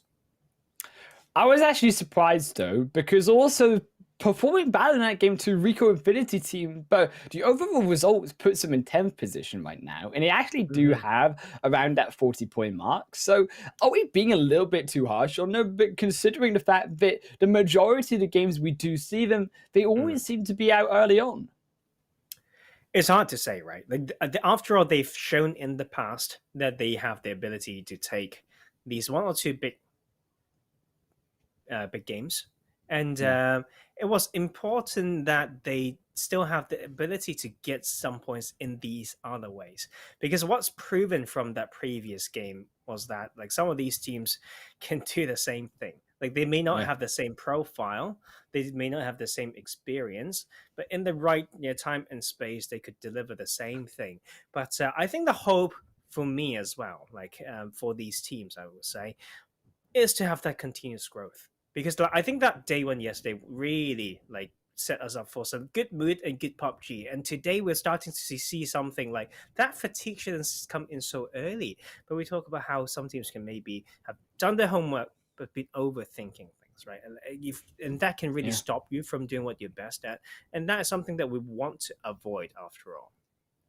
Also stepping up though when it comes to that second game, and although they may be low on the leaderboard, was also RTG Esports. And we said, well, Cryptics have picked up RTG Esports. Now they're coming up with a new team and a new roster overall. But I think that potentially with their survivability, you can see that there are avenues into the zone that they're finding, and you can see that they are making some decisions that are correct in the play. I just worry though, because the survivability of this team also, I think probably the lowest, I would argue, when it comes to any team in the first initial minutes. When you look towards specifically that first day, we only had one match where we didn't lose a single member in the first 2 minutes. I mean, to be fair, you can drop somewhere far out and not lose a single member, but RTG, they can't really manage that overall.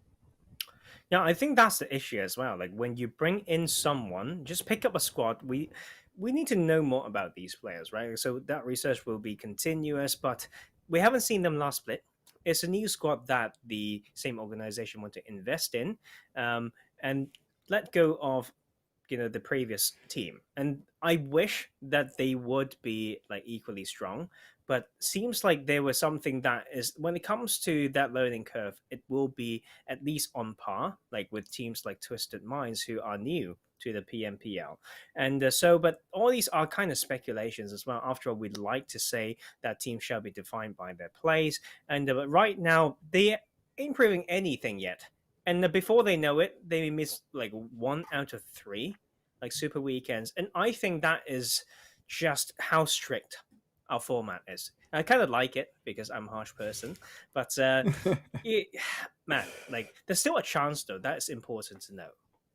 I mean, as you can see here on that format, Tarzan, it clearly is going to be only the top 16 who make that super weekend, and there are 3 chances, but I feel that all of those teams that made it through to the finals of season 1, they were teams that actually made at least 2 super weekends out of the 3. There were a lot who did make all 3 in total, but the pressure is if you don't make this first super weekend, you have to end up in that top 16 for week 2 and week 3, because you can see there are only 3 chances that these squads get. And I think that you don't want to really be pushing yourself from a outside perspective, a mental perspective in that last super weekend if you don't have to be, because it's only 2 days from there to then the grand finals.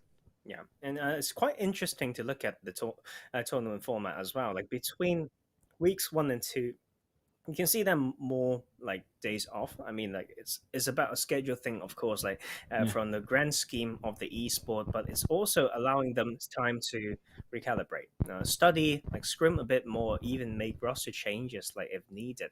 But that homework needs to be done then, and then you have to speed up that thing, this type of homework and preparation, very much after week 2, because they've only got that 1 day break.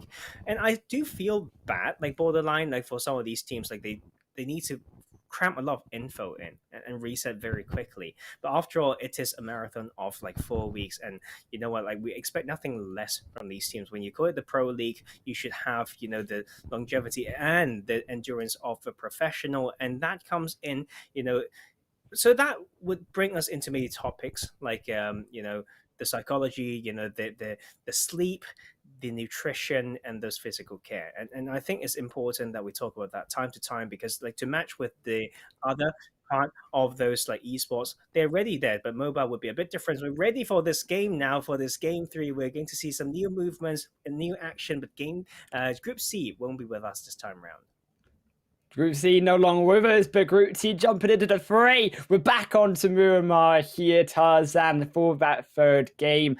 And what an exciting game it is going to be, because you get now the rest of Fate Esports. You get Galaxy Racer now jumping in on board. We get Cryptics that we were talking about as well. And I feel that just honestly, it's going to be so aggressive of a match for now both of those 2 top teams.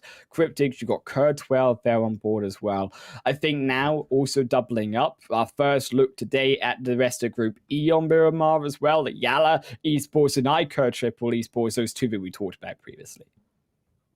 Well, this time around we've got a different playing path once again, and I love it, like because we had some very boring Miramars like in the history of us working in the past few weeks, and then when it comes to playing path and end zones. But this consistent, not boring.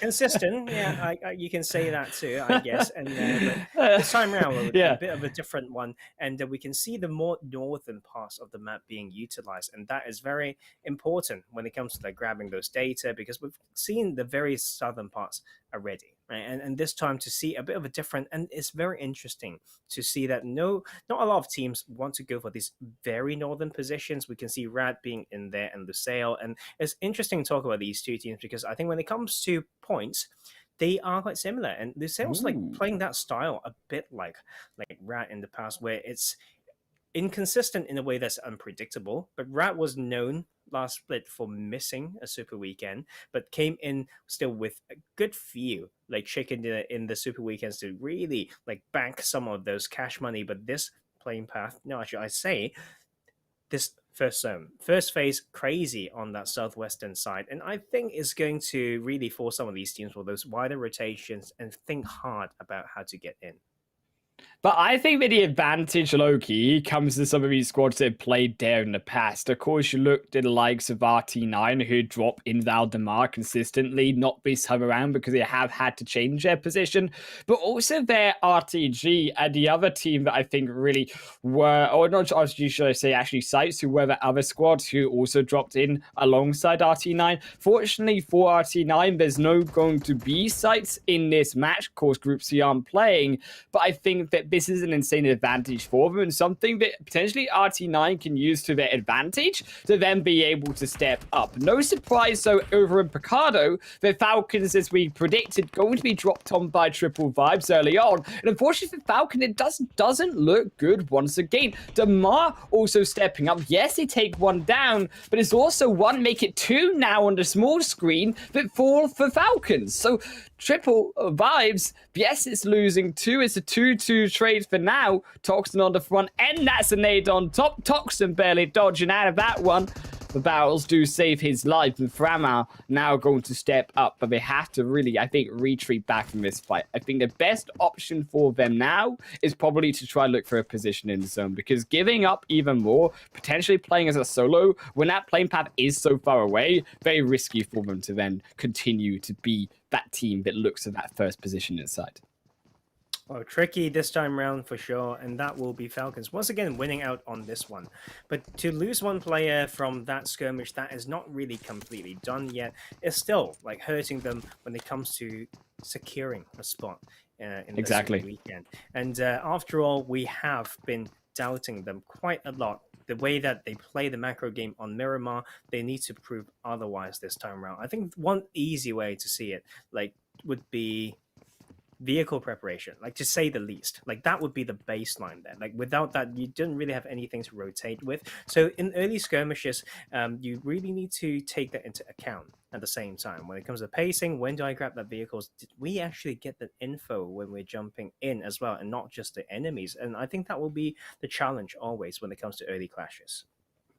I always feel that these early crashes, when you see them go so even, I always wonder, though, how do they then progress to that late point in the game? And particularly here on Miramar, where you're going to have to predict it's going to end up phase 7, phase 8, potentially even phase 9. We see it all too often when teams survive, and particularly as we know in these regions, in these games that we've seen so far, they all do tend to survive to that later point. I think it's very rare that you see these squads take those early fights to the extent that we lose maybe a team or two or even 3 early on. Despite that, though, Triple Vibes, Toxin does look to maybe take down Damar, instead does take a shot inside themselves. And I think giving that position away, yes, you've got that distance to cover you, and that you do have still an escape strategy, but I think that they probably should continue, as we say, to stop this fight and just look for that position inside. And I will be intrigued to see how teams already rotating inside that second,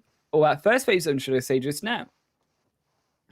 I mean, after all, it will be about not just the info within the city. I feel like Falcons need to know, what tends to happen surrounding them or the games that they've played. We know that bowl to the eastern side that teams like to fight over, as well as where Falcons got punished over, to be honest. That will be those things that they need to think about. And, after all, we want to get to that level of gameplay, of mind game, to say, hey, look, they've been there this time and they might avoid us, so let's go to another side surrounding Picardo to punish them.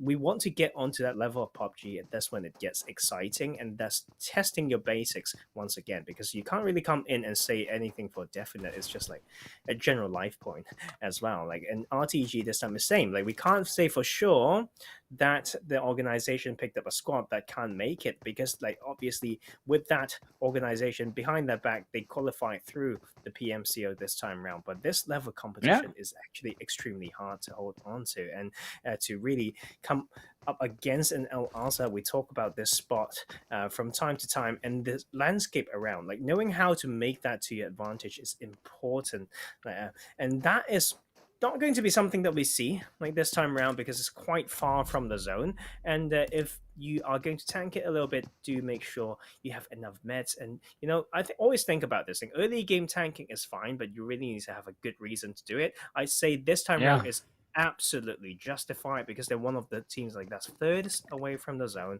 Like if you go early anyway, you may clash with some of the teams like along the way, and then you just waste like the amount of loot that you had. So if you just want to tank it out further and just trail in, and that would be completely fine. Just use your scouting from there onwards and wait for a time to rotate in a more center position. But when you make that rotation so far and so slow, you have to, I think, be then respectful. The fact that you are going to be so late inside the zone, you're not going to have that information of other teams around you. You're not going to really have priority of anywhere inside the zone because you're effectively going to get inside of the play area by around phase 3, not even phase 2, when you are so far 2,500 meters plus outside of it. And now, for the likes of a team like Revolution, you want to see them play a little bit more conservative through the entirety of this game. I don't want to see them play conservative for the beginning and then think that they have the justification to be able to take fights willy-nilly when they get inside that phase 3, phase 4 zone. They need to be conserved and reservative, and I think that is something that we are potentially going to have to see that is new from them. We haven't seen that style of play really all too much from them, not to mention we're not really seeing Revolution as a whole all that much because they haven't lived that long when it comes to these games. Yeah, and I think when we look at the bottom table, alongside Revolution, we've got a few other teams as well, KURD Squad and the site of SCYTES. And we talk about power of one big game, and we are getting to that part, you know, of the day where they've only got 1 or 2 more games to play, and it's now or never. And you look at the abilities and the ways that they've been playing these past games and thinking whether they actually have it in them, right, to deliver at least one game with maybe 15 plus points. And I think that is a bit of a far cry. It's a little bit far. It's very hard to say that. When it comes to skirmish plays, it's not like we can see very clean fights coming through. When it comes to rotations, it's kind of like half-hearted. So like KURD Squad and Revolution might just be at those spots where they deserve to be. Like after some other squads show that they can take some big games as they have that shift to continue going towards that western side. But interesting though would be El Pozo being in the circle in 2 consecutive circles, and I don't believe that has been touched that much. I might be wrong though. Not seen at all. Yeah, I haven't seen that map for that long. But is this really the case now? So the Falcons still kind of around here, and the 2-for-1 is still the case. Nothing's changed. But the only thing that's changed, and it will add a lot of certainty, or I say emergency, will be that clock on the top right. 40 seconds, and they have now the 600 meters to move. And this is not any type of 600 meters Highland Wolf, because it will bring them into that part of the map. That is very hard to find a spot, I would say. Like you get punished extremely hard by someone who's intentionally setting 1 or 2 to play spoiler, and you don't want to be on the receiving end of that. I just feel that also there for Picardo, for those 2 squads of triple vibes for Falcons, that they're leaving it a game too late. And this is why I mention it time and time again, Tarzan, that if you are going to stay in Picardo, you've got to finish that fight. You've got to do something proactive because it is so difficult to rotate out of. And that was our concern coming in the first game, and you saw it play out. For those teams who came out of Picardo, like Falcons in that first match, they didn't make it all that far up the hill. They fell trying to escape that location. I think that I'm also very surprised, as also RT9 Jigsaw again is surprised by what could be here the rest of Galaxy Racer. Ralph should be able to run him over, should be able to catch his knock. As they do look to this random Jigsaw, I think should not be long for this world. The support is there on the south side. There it comes, the knock with the grenade through from Ralph, as last of Falcons will also take one themselves. But on the other hand, though, I look back towards that northern side, and that is what I want to talk about El Pozo specifically. That a lot of these teams, as you're saying, are all of them not taking up that location, that I think is very well equipped to hold maybe 3-4 of these teams inside of this phase 2 zone, instead of actually forcing the hand of trying to congest yourself inside that south portion. Yeah, I think that is for sure true, but sometimes more applicable, I should say, to those early phases of the game. If you think about this circle, that being so northern as a position, the team going there can be highly punished. They can be punished so hard because we've got some very typical OP hills to the south of El Paso. If one, series of hills isn't enough, you've got the second and the third if you continue to go down along that main road, right? So that would be the issue. Like, you can't really keep an eye on what's around there. If you really want to be there, fine, would take a position like YaLLa Esports, that would be a much better one. And I think that series of hills would still be extremely OP, like when it comes to later phases, because we look at around La Drillera and how the congestion of teams are around there. If we have a shift exactly like that one, so many of these teams need to kind of run in the open. It will be so tricky because the whatever in the zone is so small when it comes to land area that a lot of them will need to be forced to go over that open ground and come into maybe into the hands of YaLLa Esports. I think around that El Paso Hill, just towards the south of the compound itself, actually where K12 or Lusail could actually move in towards, even now YaLLa making that move towards there, that's probably really one of the stronger locations of this zone. I think that the south side, yes, you can have those strong high ground positions too, but look how many players had to run through that south side. Are you realistically gonna hold one of those locations rather than just go further into zone? Because you can see this is something that could happen to Galaxy Racer. Yes, they are taking his kills. Now they take down iKURD Triple Esports. Potentially, iKURD adding a little bit of bother, tries to smack down Hamodi, goes for the far flush, but no, Ralph on the front side of the fight will find it, but this is what we said. Now comes in all of these squads. You have KURD squad wrapping around the back. You still have Gallagher alive in the front, taking that other knock. And I think it's actually very fortunate Galaxy Racer, they haven't been so oppressed as I suspected they would be. Even some of those teams in the south designed to wrap around wide in past Monte Nuevo. But you know what? Like, I think Galaxy Racer is aggressive for sure. Like, that's 100%. But to really fight it in this position with this a very defined path into the circle later on, that will be quite scary for them. We talked about how open it can be to leave like that, but there's so many teams as we saw on that minimap actually overtook them like during that fight. So I don't know whether that's too risky. Like, when it comes to macro play, would that be the wisest idea? I'm extremely uncertain, but I do believe in the ability in still opening fights in wherever they want to go.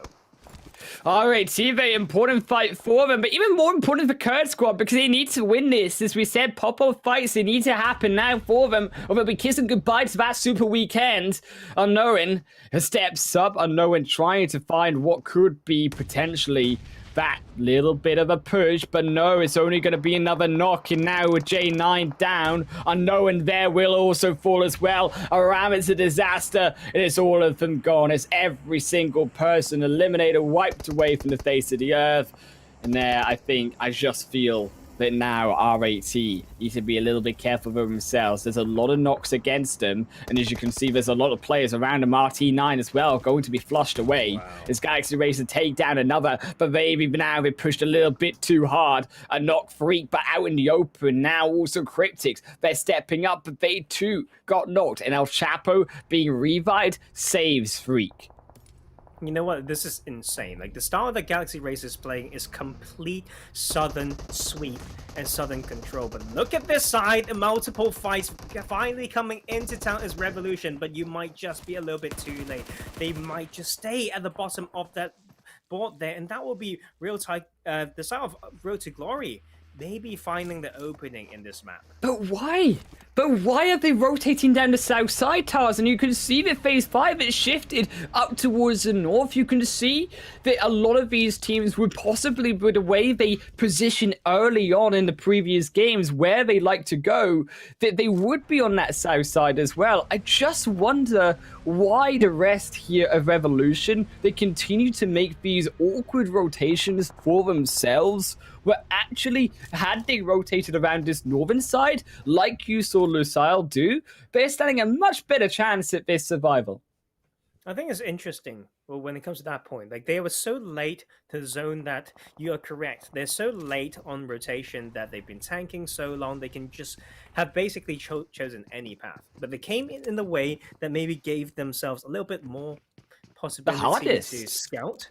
They can maybe scout from that south side. So I think there is some like ground behind the way that they've been doing it. But of course, like you're not giving yourself any like thing easy when you are so late to it, when you are definitely going to like lose something by doing that. Like Galaxy Racer, we talked about how they've been playing the crazy sweeping style, just like 6 kills on board just by trying to pick fights on the southern side. The third one may be coming and they have the numbers advantage. Galaxy Racer only going to sweep more, and now it might be Cryptics' turn to forward. As you saw, they were trying to find those odd knocks, but they didn't confirm anyone away. Revolution will be sucked out of this match, however. They get punished for taking that very, I think, aggressive, unnecessarily low end towards this zone performance. As now, it comes now to Galaxy Racer, still holding in firm. We don't go push too far yet. And I think there is this awkward situation again. The Cryptics and Galaxy Racer, they're fighting side on side, but they both need to get inside this zone. It's tricky. I think like Galaxy Racer knows that they are running out of positions to play. Like, so after that first fight, they will be chasing the zone. So they're just trying to take fights when possible. But this is the exact roster that got 22 kills in those finals last season. And that is Lord back on the table. I believe he got 10 kills in that one single game. So this squad can really make these things happen, but like it's not easy. The position is not easy at all, and they've been picking fights in the matter that's so hard to preserve their vehicles as well. So I think if we just go back to basics of this game, they may be able to take, yes, maybe 10 kills, but it's going to be quite hard to make it to top 5 when it comes to placement. But when it comes to those placements, you get those type of kills in terms of points anyway. So I think that you don't have to take every fight. I think it'd have been better off for Galaxy Racer just to, at some point, look to try be that team that rushes in. I mean, you can see now they're trying it, but it's too late, and Ralph easily gets knocked. They now lost also their vehicle, and it is a pretty disastrous moment here for Galaxy Racer. They got nothing really there to protect, and Marshall's inside of zone. You got Rad in the backside, also punishing off the end. It's just a pinch, and Galaxy Racer, there's nothing left. They fall down inside the smoke. They will be eliminated, and they don't even get those extra kills for it. And I think the Racer, although they got those 7 kills on board, they could have gotten a lot more had they just been surviving. But you know what, like, I've seen this team play. We've seen different styles when it comes to rotation, pacing as well. I feel like they've done that almost intentionally. They just want to, you know, have a little bit of fight. But this time around, speaking of fight, iKURD needs to win more. But that will be them holding this one for now. Falcons is out, and I believe that might just be one more game for them. Yeah, that is it. This is their last game. Already played, Tarzan. So now that they go in to this fifth match, they have to watch and they have to hope. Because they're not far up on that leaderboard. We might see a world where Falcons do get dropped down into that relegation space if one of those teams that are in there do have those pop-off points in that 5th match. If they do get a lot of kills and a good game for themselves, like ABIAH did just last match. And Cryptics also stepping up, though. They do find a little bit more knocks onto Rad. It gives them some space in, but look at how far they are. The zone continuing to shift further north, and it's split all of these teams half and half. That road separating them all.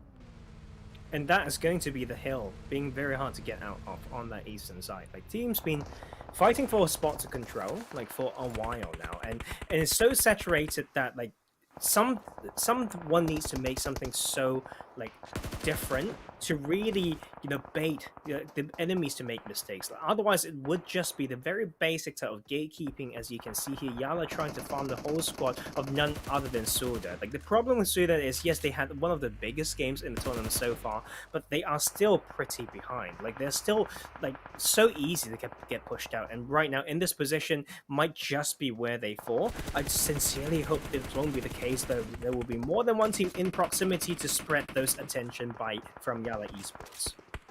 Yeah, they are stepping up, though. 2 kills in his 3rd match, and now Powerful will find out. 3rd takes down even an extra one of Triple Vibes. Toxin is the only one there, but they got to fight for everyone. Not only YaLLa, but also still the rest of looks like to be SUDOR on that bottom end. K12, KURD 12 getting burst down by Lusail, and this is the tricky part of how they rotate down off of this ridge line. So how they rotate down off this mountain Tarzan, because depending on where this zone goes, depends on now where and who has that advantage.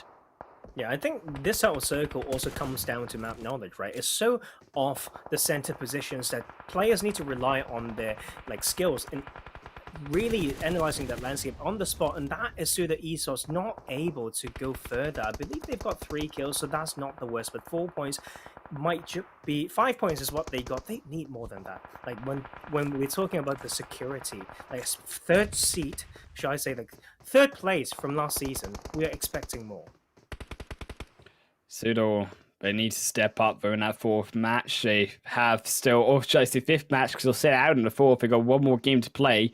Miramar will be the next one they play again. They're going to have to put up a better performance, see what went wrong. As Lusail also trying to take down RAT, but it just looks all wrong for them. 2 now down. Rip is ripping pepperoni. He's now wanted, goes in, but the rest of his team's already down. He's trying to do a jiggly dance on the front of that wall, but it's not going to save you. RAT, the takedown, Salam, the fire on the front porch will stop him walking in. A bounce on the rest of Prestige helps to find it, but Youssef is the one who strikes it away. Wanted now steps up. They can't find Fidan. The drop shot too fancy. The peanut pod takes another P for himself.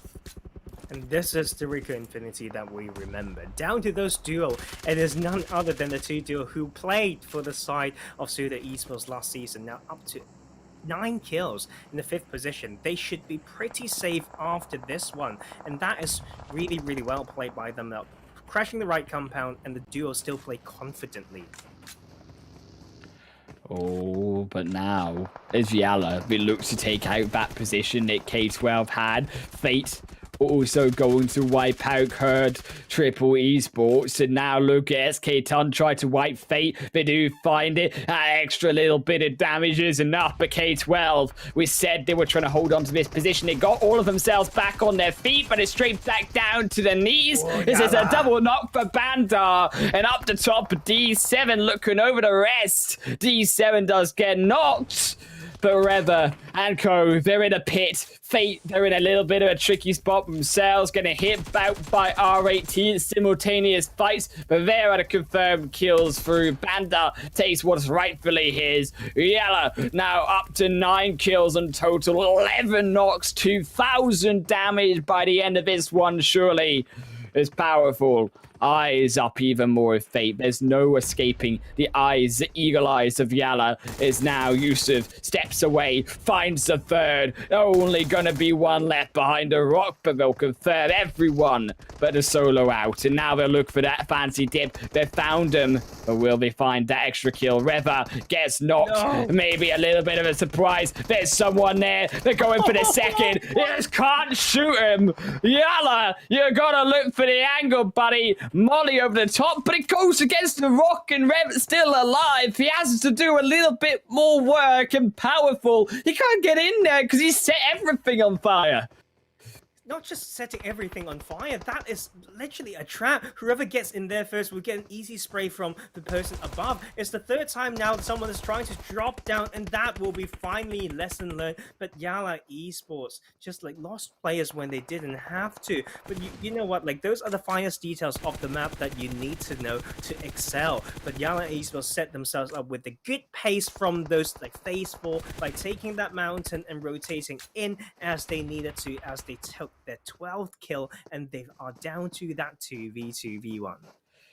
They have still an equal amount of players as Fate, but look at where they controlled the zone in phase 7, and it's RICO, it's Fate who have to walk into them, and it's going to see Visas booking a trip to no man's land as YaLLa take them down, a 13 for them.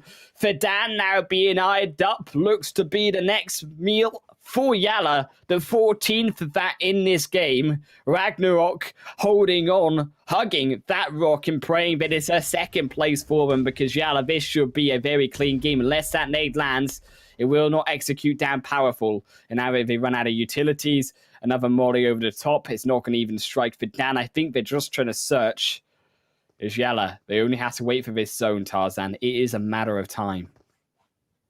Tricky one for sure. So many rocks, so many dips, so many small creeks as well. And we may just need to wait for the next phase. I think that might be the more likely thing to happen. But we can see Banda's not, stopping himself from giving any footsteps away though. So that will be the difference between these two solos and that duo.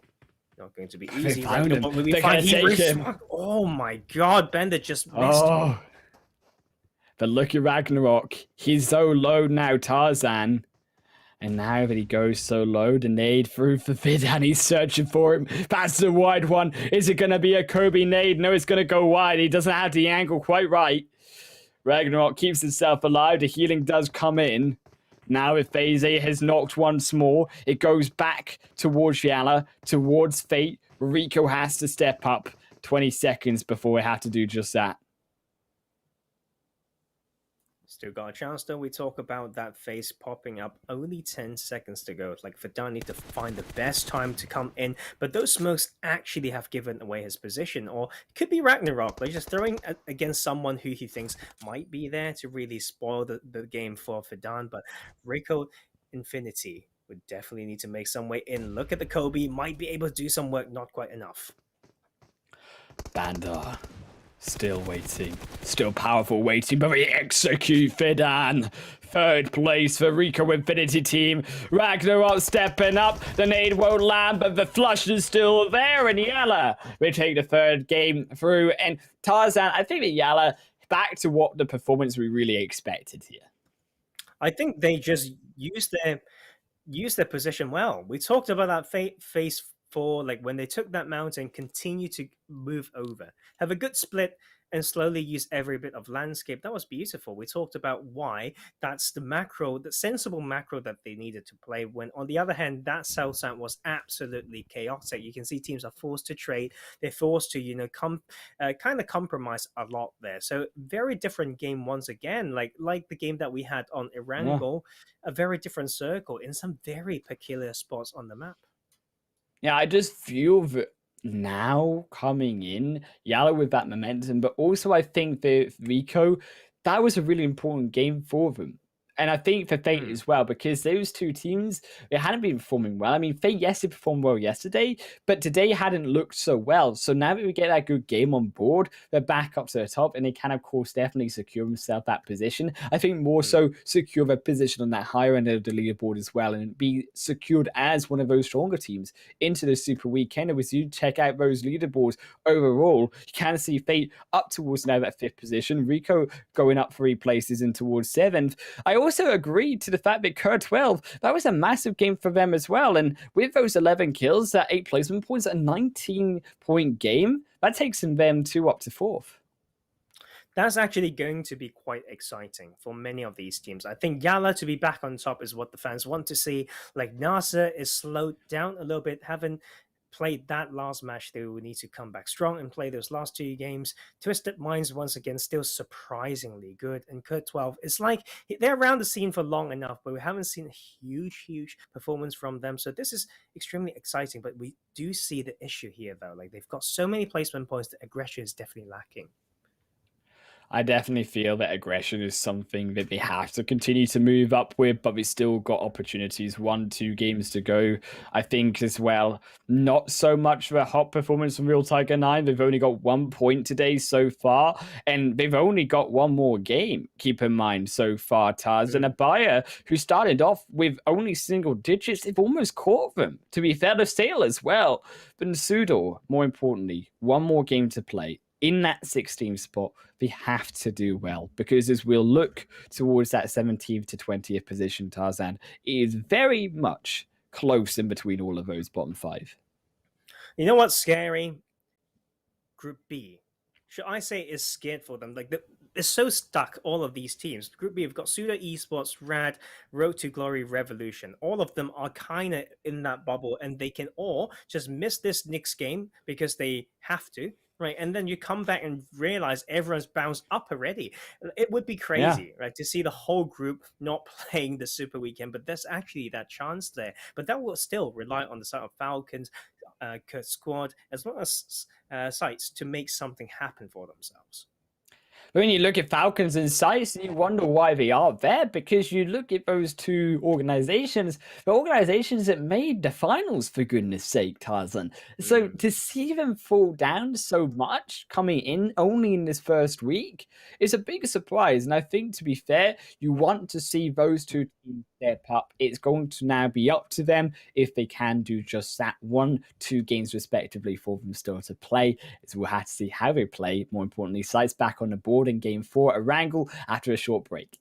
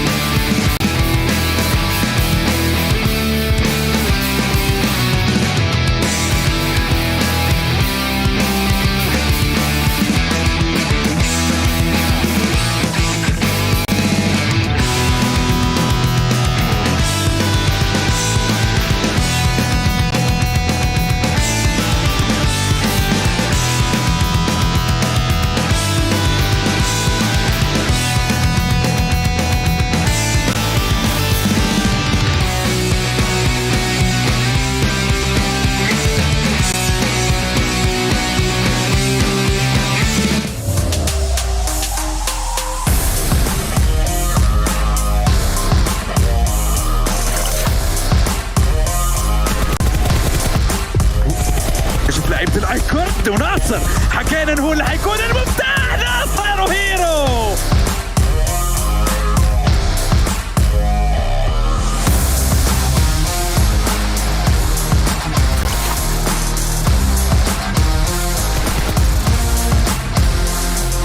وفعلا نابو يا ولد يا نابو يا ولد يا نابو يا ولد يا نابو، لو كان الابداع رجل لشكرته يا نابو.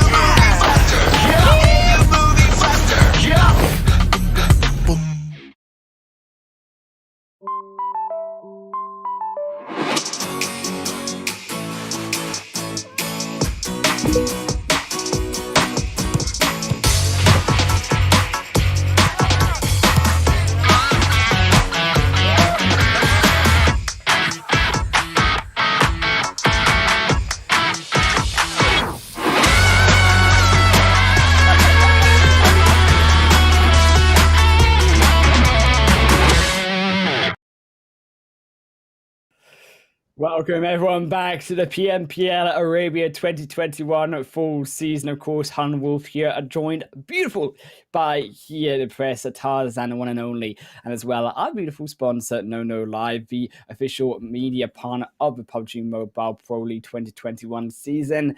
Now, though, we've had what has been 3 games, and we're down to potentially some of these teams' final chances here, Tarzan, to make that super weekend. Well, someone's bound to not make it, right? We just want to feel like, hey, we completely understand how they end up in that position, but we're not as important. As more importantly would be for themselves, to know why they're there. But you know what? It's important to know why they are there now, so that they will not be there. The chances are still on the line. They can still make it work. So, just be in the driver's seat, like won't be the beep bus this time around, like to your disappointment. But Erangel, we're back to a very, very important map, because we know the weight of that map in this past competitive season is insane. So we want to see teams strong on Erangel. I think that will be a huge predictor of how well teams can perform for the rest of the tournament. I think, to be fair, that we have seen a lot of upsets today, more importantly, I think, than yesterday when it comes to those high performances. And I, of course, my mind always gets drawn towards 2 teams from that Saudi Arabia region, which were ABIAH and also Twisted Minds, and their high aggression today, because actually Twisted Minds are a very aggressive team, but ABIAH, who have really stepped up when it comes to getting those points. They've gotten about, so far, 35 points just in their games that they play today. Yes, they've now got also 2 more games to go, however. So they actually sitting out of that game might feel like you've forgotten about them, but trust me, Erangel, they came off hot with that chicken dinner last time, probably expecting him to do well once again. Man, like some of these teams that are new to it, I say new, maybe they are so close for so many times. Like, after all, we are ever evolving. So like Twisted Minds may have some talents that we didn't know about, but just, maybe the name of the team got a ring to it. We know that they came in from the Saudi Arabian region. So like, it's really, still amazing to see them play with that. They have been, in a way, most consistent if we also include teams like NASR, YaLLa Esports. Like, I think Twisted Minds been playing their style since the start, right? So that is a great way, to is a great thing to say when it comes to a team when it's actually a great style that placed them at 3rd place right now. I think if they continue with that, they can maybe even challenge that top spot, and it will be an amazing way to end the league play of week 1. But now to look through to really what is a little bit more of a serious here problem for 4 of these teams. Those in Group A, Tarzan, where we've got RICO, Infinity Team, we've got Real Tiger 9, Falcons, and also their Lusail, who I think Lusail would probably have started to do enough to maybe save themselves if even they have a bad game. But I'm scared still for the likes of Falcons. I'm scared still for the likes of Real Tiger 9, who potentially still could drop. I think the Real Tiger 9, okay, fair enough, actually looking towards their overall leaderboards, they are actually 45, 46 points. I still want to see more from them. That is to be said, because when it wasn't considered that they got those through 20-point game average, those first 2 matches, the rest of their matches that they have played so far, the other 5, they've only got 6 points. Yeah, and this one, man, like it's key because it will be for these teams to be scared about. Group B, Revolution, Falcons, I believe, if I go back and not. No, SUDOR, Road to Glory, Rad, and Revolution all have been doing not so well. They will play this one. And no, they won't play this one, but they will play the last one. Yeah. So they will need to see like how some of these teams have placed themselves in the likes of mostly like Falcons Esports, because they are close to that bottom there. If they've done incredibly well, then these teams I mentioned that are in Group B may feel some pressure, right? Because like that's it. Yeah, the one more chance to show themselves. I think that it is pressure because now if you see the likes of KURD squad, Falcons, SCYTES, they all do well in this game.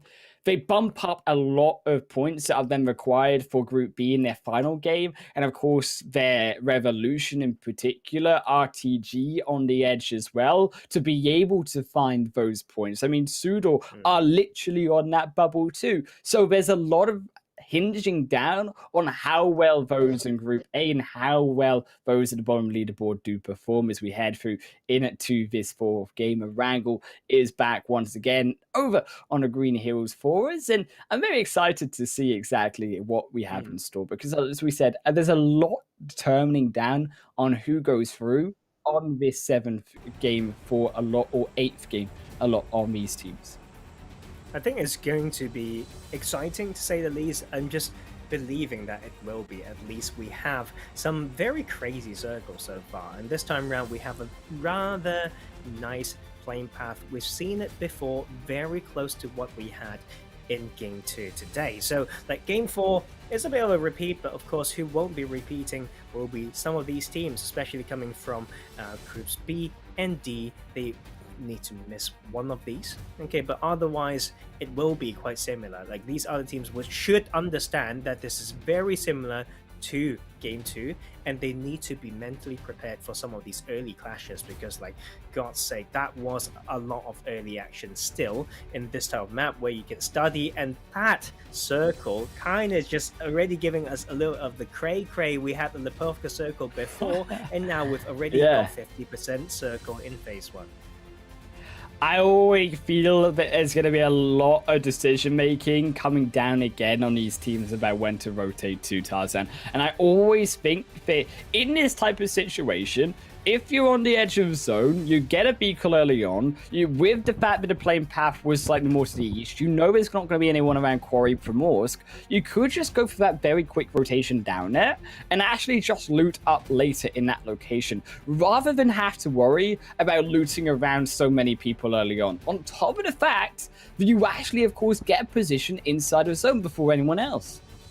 Yeah, I think once again, it will be the trick to maneuver yourself through across that eastern side, right, is a pretty hard shift. But for RICO Infinity team, once again, uncontested in Zaverny.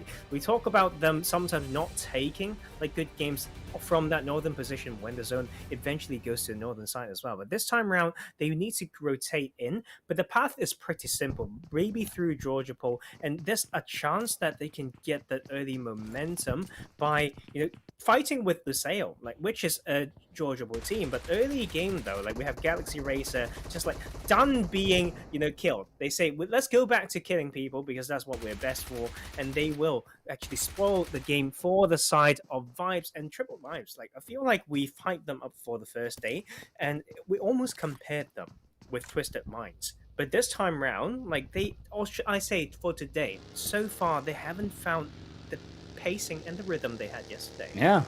They've lost their mojo, Tarzan, is what's happened to them. We've hyped them up too much. I think the caster curse has hit.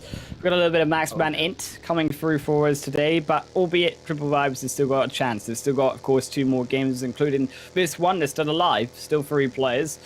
But I do worry about how these teams rotate in. You said it, there was the Eastern side pass. I don't think we need to make it that straightforward, though, because down towards the south, on those bridges, you could also rotate there, Tarzan, or even towards the northern side. There's a lot more choice, and I think just being straightforward and going through that eastern navigation point of mainland Erangel, and I think that teams would be better off, especially considering if they have chosen a very eastern drop spot to start off this game, taking that long detour around. But then it comes back to the point of Revolution, right, in that last game, where Revolution made that decision, rightly so, that's okay. But then when a wavy rotated into zone, they were a little bit too aggressive, which is something we worried about coming in, not respecting the fact they didn't have that information that other teams already had garnered. And now that I want to see if teams doing that same strategy once again, which is admirable and acceptable, that if they can then give that respect to those already inside the zone. That is the most important part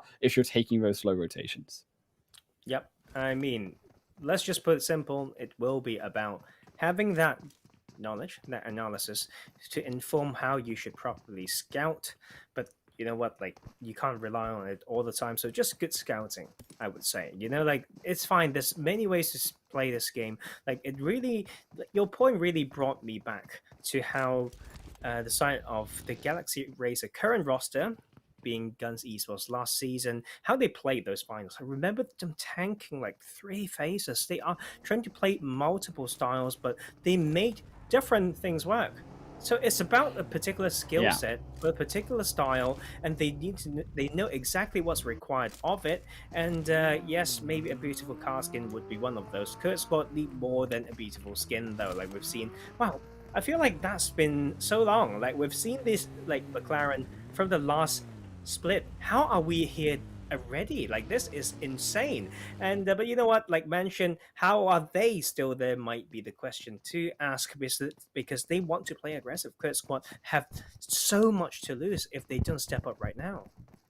I feel like we got to give though aggressive like a little bit of a pinch of salt though for the region as a whole, because of course everyone does feel insanely aggressive at some point or other in this tournament. And I think that you can see, I think the most impactful thing I've noticed in this region compared to others is, we talk about all the time out of the camera itself, is the nades and how pinpoint accurate all of these players seem to be when it comes to using that utility. And that is something that I think is very unique, at least from what I've seen so far, to Arabia. And it's certainly something we don't see when we look towards the likes of Europe and their counterparts.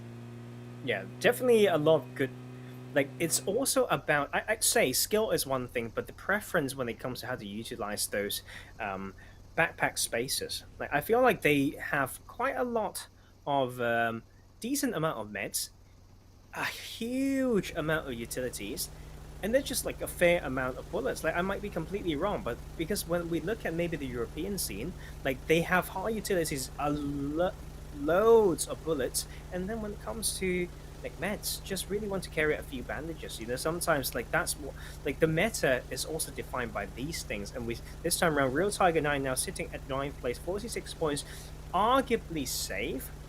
Let's not forget how this game is so unpredictable. Like, you can have all the top squads not getting points and all the bottom one getting some, and suddenly if the so-called big points just end up in the pockets of one particular team, your chances are doomed as well. So we don't know. And Falcons, we know they love Casnao Poliana. We knew that they were good in Erangel. Like, see that, guys? Were.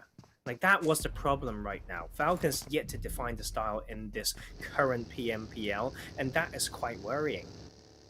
But then it's confusing why they don't have that style, because when you look back to their previous season 1 of PMPL Arabia actually they had a brilliant play style in the way that they played aggressive, but also played, more importantly, for those positions to be aggressive from. And you look back towards their super weekend of that first week overall in the season 1 state of PMPL Arabia, and actually they got that excellent position over on the north side of that Roshawk Bridge of Roshawk Bridge on a hill, sorry, should I say, and they were able to then pick apart a lot of those other teams who were forced to rotate through that bottleneck point because they made such an early rotation to do so. And I think that this is something that Falcons, equally, we haven't seen them do, and something that I would like them to return to when it comes to their play style in this season too, since the PMPL Arabia, because they haven't been that team who make those proactive decisions. And it may be that they're losing their confidence in this,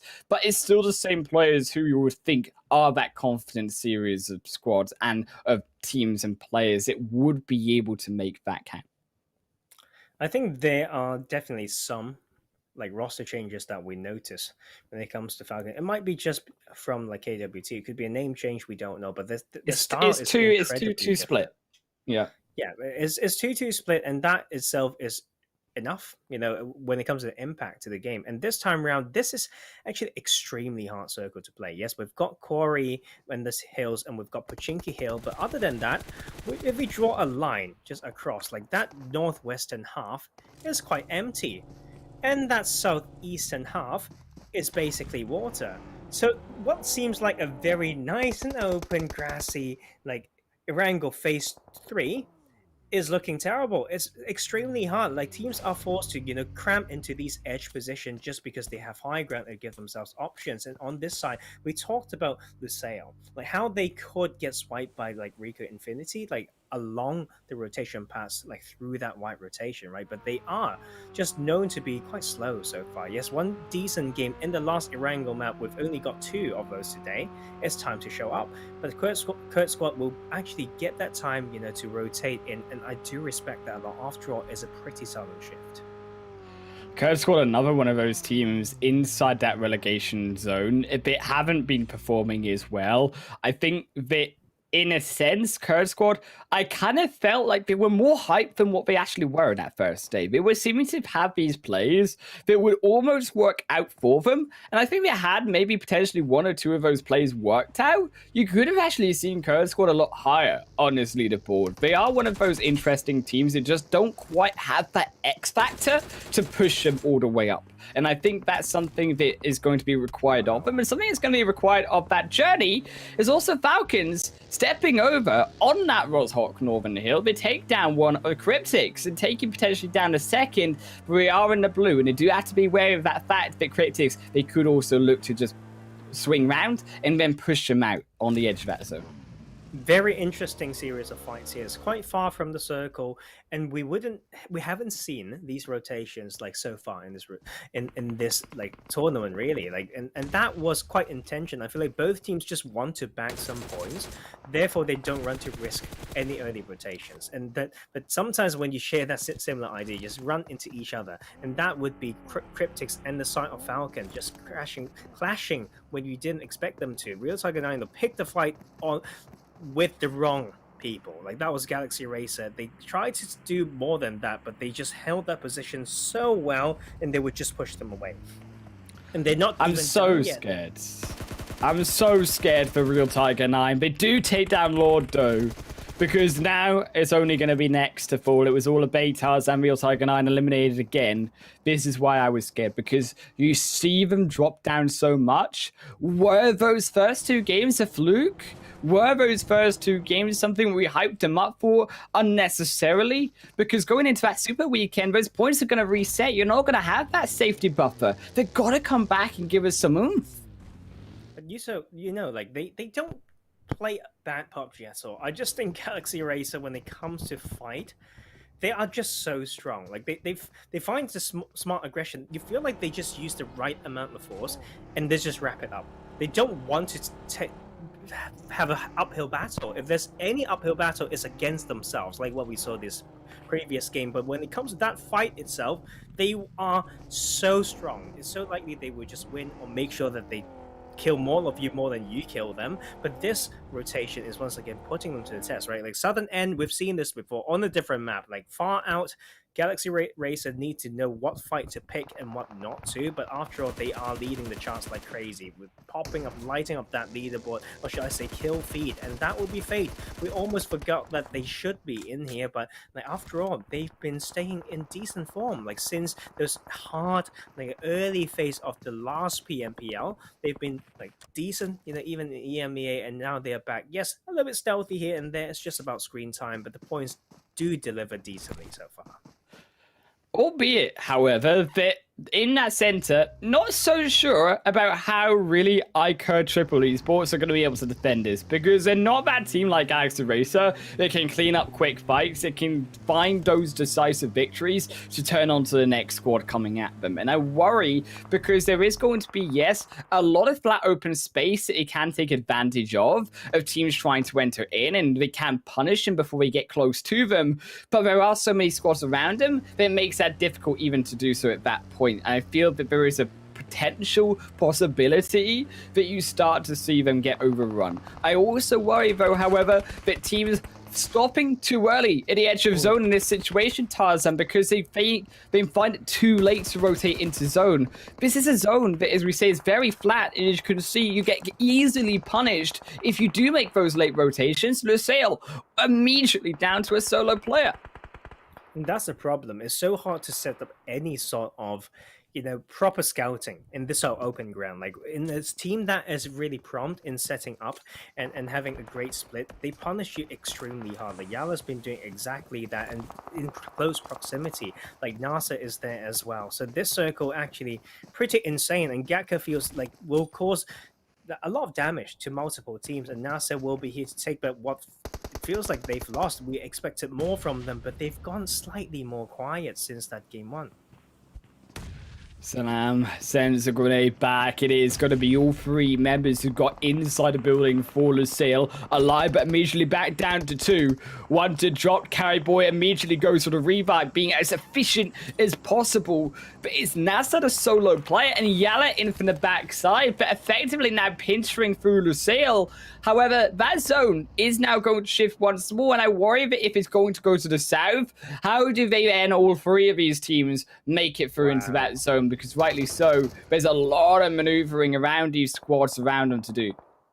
Well, we've got very tough Erangel games today, guys. Like, that is insane. Like, we're talking about face wall popping, and you're thinking that it might be all open ready. Like, yes, you've got shacks here and there. You've got, you know, some people call them toilets. Okay, I don't know that. I get this difference like between this one and the one with the door.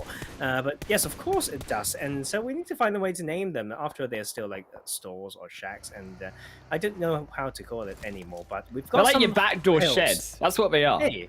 Yes, there we go. But you know what? We're not completely out of cover. We've got, on the northwestern side, we've got some dips like from those mountains and caves already holding that south compound. And YaLLa Esports, we talk about them actually impressing the fans this time around. But on this rotation, not easy escaping from those northern parts. Falcons will be the second team out. That is insane.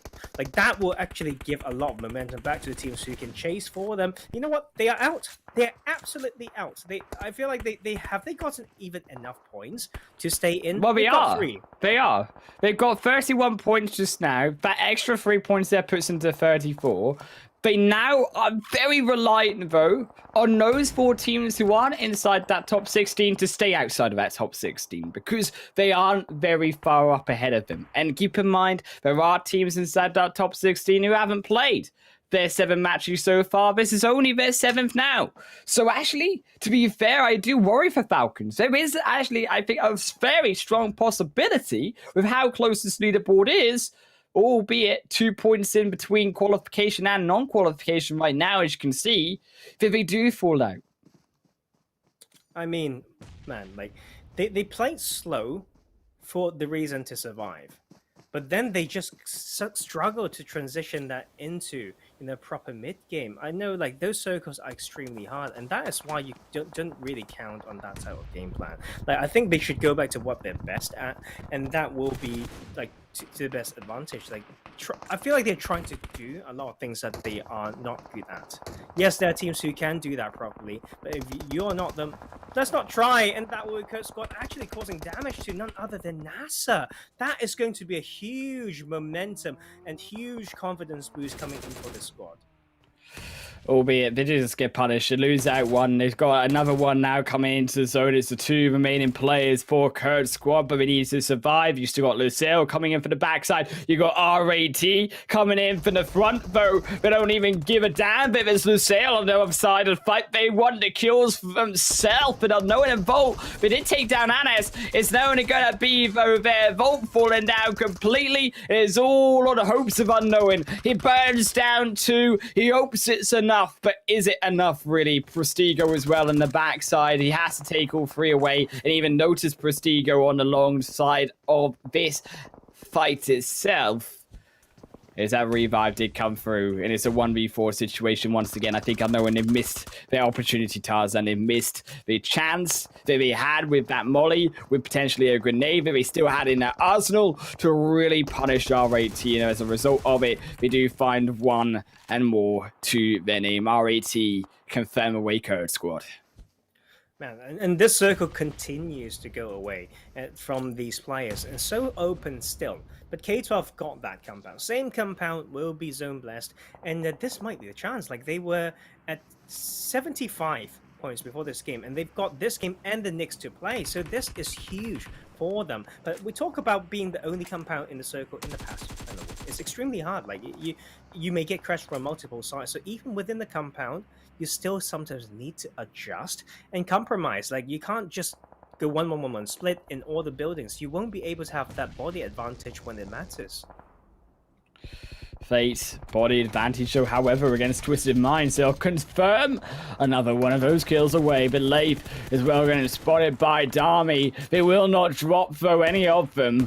And now Triple Esports, iKURD Triple Esports, do knock down as well. That vision on to Twisted Minds inside the zone. RAT, look at that push, though, inside of that shift, all the way down to the south, trying to push on to KURD 12 themselves. As RAT, they do go in for the fight, but look, they can't get all the way in. That vehicle got dropped. They've lost 1 already. Prestigo is going to be sacrificed. YaLLa as well going to be out the top. It is all done. Obviously, aboard Fate, they can have a rise here if they can survive, as well as iKURD Esports. They are trying to survive just that. But inside, on the rest of Fate, on the rest of Twisted Minds, it's 2 going down for the pinks. And now the Fate, the blue, the beautiful plays coming in from the shed. They strike even more. And there's a solo for Ragnarok away for the rest of his team. But he don't care because he's taking down a 3rd. Destiny will drop as well. That is so crazy for some of these players. It's so noisy. All this zone, all these gunshots, all these nades, all these like just vehicles running around. The comms need to be crystal clear. Unless you are the best in that reaction, that will be the duo actually strikes. That crash doesn't get punished well enough. That is KURD 12 maybe falling in the compound they called home for so long. And KURD 12, they're down to just 2 players. Now only the rest of Rema and Rio. But look at the rest of RAT, they're also down to 2. So it's an equal fight for KURD 12, but it just can't hold this warehouse. And as a result, SK Ton gets now revived. It is a position where now KURD 12, they have to step back, move into the homes, in behind the edge of that zone. And now we'll have to pray that it goes back towards them. That zone does not, though. In RAT, KURD 12, that compound is no longer safe, and it's back into the open fields, into the end of this 4th game. Erangel, Tarzan, it just seems to get so hard.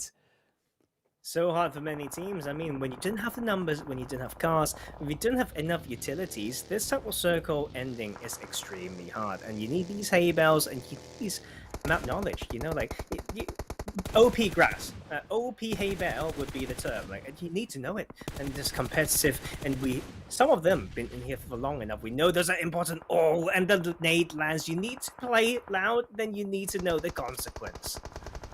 And unfortunately, Triple Vibes down to 1. They won't even be able to help through one shot. He's going to burn into a crisp. Fate Ragnarok taking now a 4th in a row for themselves. They've entered into the fight. SK-Ton sneaks away a little bit of a kill for themselves. RAT, they will confirm the last. KURD 12 Esports eliminated, and there's no hope for them. But can RAT find that hope inside the zone? They pushed all the way around this zone to get to K12, but now they have to come back in. And they are on that edge. They don't have that position just yet. They need to move further. And SCYTES, this is important. Like, just 4 points from that placement points alone with that kill point is 5. Like, and that, you know, feels like it's not a crazy amount, right? But when it comes to Falcons, who played absolutely all the games already, that is a huge deal. And RICO Infinity actually still in here. Like, that crash didn't get punished, and in fact, like, got K12 killed. But we don't know about this, guys, because we know that they need a lot more work, and they are so clumped that they actually get punished so bad. But it's also the really strong utility from the Arabian region and aggression coming through. Anas made that rotation worth it.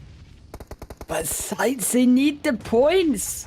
They have to get the points. They're in the elimination space, and they can't do it.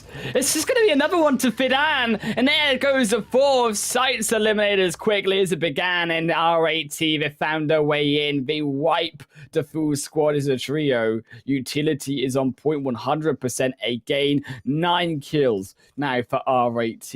But look at the high kills coming through also from Fate and Racer. Whoever gets these now survival points, it's going to be a huge game for them.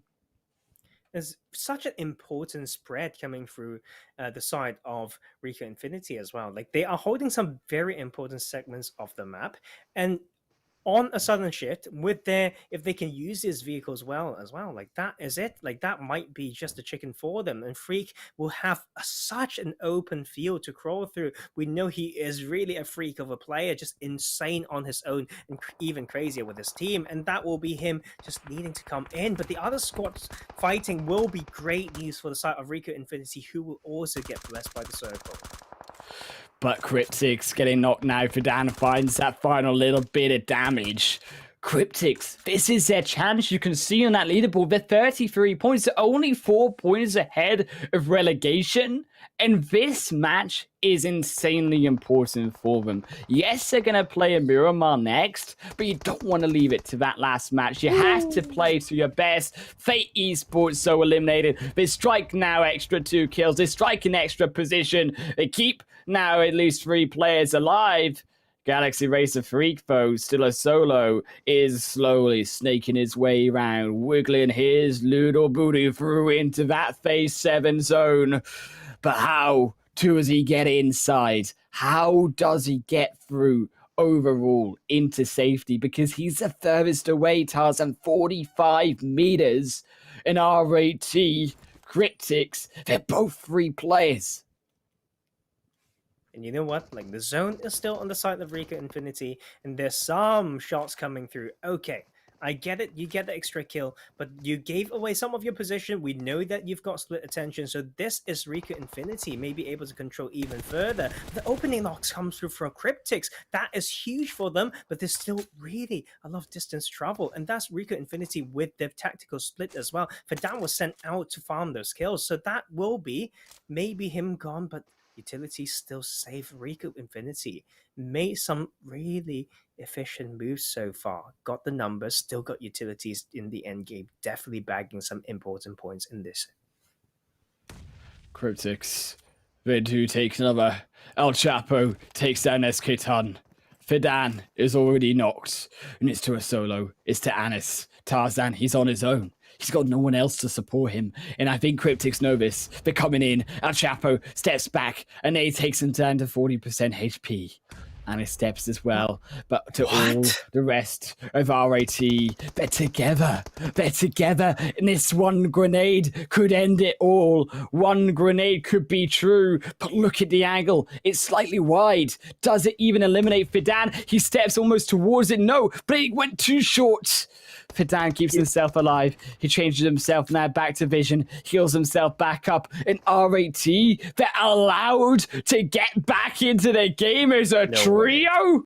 Cryptics, what the heck? It's now the zone. It comes up behind them. And Cryptics, they have now the pressure against them to close this game out. RAT, they look to now use the buggy. It's search and destroy mode. They run over one. They might just steal this game away. And RAT, RICO Infinity team, we begged them. We said they had to come back. It's a double for Anis. What are Cryptics doing? It's disaster. And Marshall finds one of the SK Tunnies trying, but Anis gets knocked to the zone. And now finishes a 1v1 play. Marshall has to step up. He's going in for it.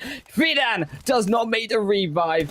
But the rest, and Marshall is now going slow. He's in the open, but now the revive comes back, and Tarzan, he steps up once more. He looks for the knock. He's trying to find the bullets, but Ridgeline a little bit too much. Finds Fidan, but a revive onto SK Tun, barely in time. SK Tun, can he do it? He's got no HP. He's trying to revive. The zone on his back. He heals back up. He takes it. And RICO Infinity team. What is going on that end game? They've done everything right. It's like all their brain cells and energy been used up. That was the typical Cryptics choked that one hard. And they got 2 knocks, the last guy. They've got kind of the circle. They did not push it. They did not push it at all. They got the reset, and then the side of RICO Infinity celebrated so hard that they want to play the car. It's like strategy, fine, 1 knock. The second knock came at the price of knocking himself from that drift into the zone, into that 1v1, and then we start to wait when it shouldn't be a waiting time. And then that game towards the end, man, like, I'm just gonna throw my pen right there. I don't know what to say. Like, that was insane circle, but also it's just so puzzling towards the end game. But we definitely need some rest, everyone. That was a long one for all these players, including ourselves. Let's take a look with that rest, Tarzan, at those match standings and see how it played out in all. RICO Infinity's team, 27 points for them. Cryptics, a mega game, however, 20 points for them in total. They snack on those extra 12 placement points they're able to get, and so to Galaxy Racer in third. Fate as well stepping up. Lusail with also 8. I think this size, those 7 points to be fair to them, those 6 extra placement points will affect those rankings overall, and we will get to them in a little bit. We have to also check out a little also how these bottom side place teams did, because there were a lot of upsets, and I think particularly the one that really strikes out being the fact that Real Tiger 9 and Falcons are not playing in the next game, and they didn't do well this time. Yep, and I mean, like, Real Tiger 9 does have some buffer, though. Like, if we compare them to Lusail, who are at 42 points, like, Real Tiger got 4 extra, and actually 15 extra on top of Falcons Esports. So, like, Falcons Esports, I'm worried for them. It's like they had some really good, like, start in the past, and they can still spoil that. Now that they've got nothing more to lose, like, it's all about that unidirectional climbing back that they need to do. I think that now the onus is on KURD squad. With one more game, Tarzan, can they step up and steal that position away from them? But albeit stealing the MVP positions in this match, no surprise. Fidan SK Tun, the 2 at the end, who came out with it all. SK Tun 6 kills at extra damage time, but Fidan, when it counted, was also able there to survive as well. Senku, I think, to be fair, for the rest of Cryptics, well played by them. But again, they get punished hard because they weren't as aggressive as they needed to be. And that's why Cryptics, they're not as high on that leaderboard when it comes to RICO Infinity's team there with 83 points. Well, they have their all matches done today. Yes, it could have been better, but I don't think we need to worry about them, at least until the Super Weekends, right? So that is RICO Infinity team with the league play week 1 done, and they did pretty decently. That is a great way to end this series of 8 games for them. But they actually is the only team that played all those matches, 8 matches in that page 1. So many teams can still get the chance to overtake them or increase their lead. But after all, that's the key thing. You got the data, you got your practice, now you got your qualification, then they can rest a little bit. Like, the preparation, the focus from now on will be that first Super Weekend, and Cryptics actually just got almost like half of their points, should I say, like 40% of their points from that one game. Like that is so important for them. And but you know what? That is the tough thing though. Like when you qualify and you don't really seem like you can do some basics well, that doesn't set you up for like anything too good. Like when it comes to super weekends, you may get punished extremely hard because after all, you want to be the finalist. And when it comes to finals, it's the super weekend points that will matter. And for Road to Glory, Rad, yes, alone a leaderboard, but they've both got one more game to play. As you notice, Falcon, they have played 8 already. I think with Lusail, they clearly are safe. It's more towards now at 14, 15, 16 position that we are looking at. And I think with Falcons playing, of course, that 8 game already is that danger point. Because look, all 4 of those bottom place teams all to play one more game too. And Revolution is really not playing well at all. I'd say it's the least it's possible design. Yes, it's possible, you know, but I shouldn't say but. Yes, let's just keep it at that. It's possible, and I hope really see it. And if we see that, I hope they do it in a very like great way as well, not by any way too like sneaky we or need anything. 14 just points. PUBG. Exactly. 15 like 14 points to say the least, but like, makes me worry about SUDOR Esports because they are at only 29 points. And the smack in the coffin could be delivered already by looking at the 2 older teammates, Fadan and SK Tan, to win that crazy chicken dinner just now and to kind of like being it's very like mesmerizing. It's like when did they how did they and why did they leave again? And then we're now right. Like, so worried. Why didn't we get rid of those players? Considering they're stepping up but doing better than us, we're definitely making it into the Super Weekend. Why don't we have them on our team? What happened? What went wrong? But albeit they made those decisions, they paid a price for them, and they're going to have to see if they can make it out of that danger zone in the 5th game. We'll see you guys there.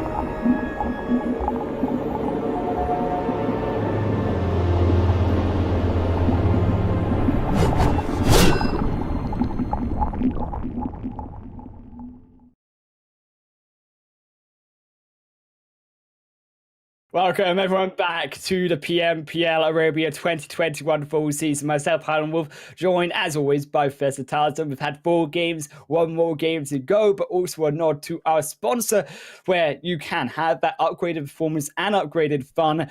Celebrate your winning spirit with the Oppo Reno 6 series, the designated smartphone for PUBG Mobile Middle East and Africa Esports in the 2021 season. Tarzan, it now comes down in this season, however, in Arabia for one more match to all 4 of these teams in relegation space. They have to play. They have one more chance to get outside of it. It's so tricky. I think it's like almost doing the usual group stage, and then you say, hey, you can't make it. It's like your dreams are done, goodbye. Like, but it's different though. Like we've done it. It's like Rat has done it. Like last season they missed some like one super weekend and they still made it through, and that's the issue with it. I think this was the same with the old Galaxy Racer roster as well. Like they missed one. They missed one, but it was important. So like instead of saying goodbye, I'm just going to say you just do the relevant homework, because there's still a chance, and that's what history suggested, and history usually to a certain extent repeat itself. But this game, of course, will be looking out for probably that 31-point line. So every time a team goes above that from below, then that is Falcons like dreams of the week getting taken away. Like I think the huge hit there is also, of course, like point wise, definitely a huge hit, but also the fact that they've got 15 fewer games to potentially get like an extra $1,000. That itself is quite depressing. Big deal. I mean, you're losing out on essentially $15,000 worth of opportunity. That's pretty darn big when it comes to the fact that, as we said, first place only earns $10,000. And I think to really note as we have a look at that prize pool, Tarzan, and yes, we mentioned winner chicken dinners, but the fact that also coming in as the MVP, you're losing out on that possibility as well, potentially, because the MVP is played through all matches overall, so including those super weekend games. If you're not there, you have to put up so much more of an extra performance, considering also the fact that you've got to, of course, put up that extra performance to even get that finals money, or if you want to even make it there, because you have, of course, missed out on one of those super weekends. Huge difference there. And I mean, sometimes it just kind of go hand in hand when it comes to MVP awards, because like you have better kills and better survival, all that stuff. Your stats will really funnel back into your team, who should be doing well. Like if they didn't survive, then you shouldn't be able to have the time to frag like that. Like I mean, like historically, I don't think that is a theory that can be taken down. Like, but maybe sometime in the future there will be some crazy like freak like player that can be in part of a team that is essentially dead weight, and then he can still like outperform everyone else, like pack them all and carry them till like the end of the game. Still possible, but you have to be, I'd say, at least amongst the top 5, like to say the least. I could be wrong, but will be quite a while until we need to find out who that's going to be. Like right now, the most important thing is the game ahead of us. We are back onto Miramar. We had 2 very interesting Miramar games. First one wouldn't say that interesting, but we talk about basics, certain power positions. Second one is just absolutely insane. Like we see some crazy plays, small crease, very small like landscape that you wouldn't even know it's there until you watched it right now or you played in that map. So I don't know what to expect in this one. We've got some crazy stuff today so far.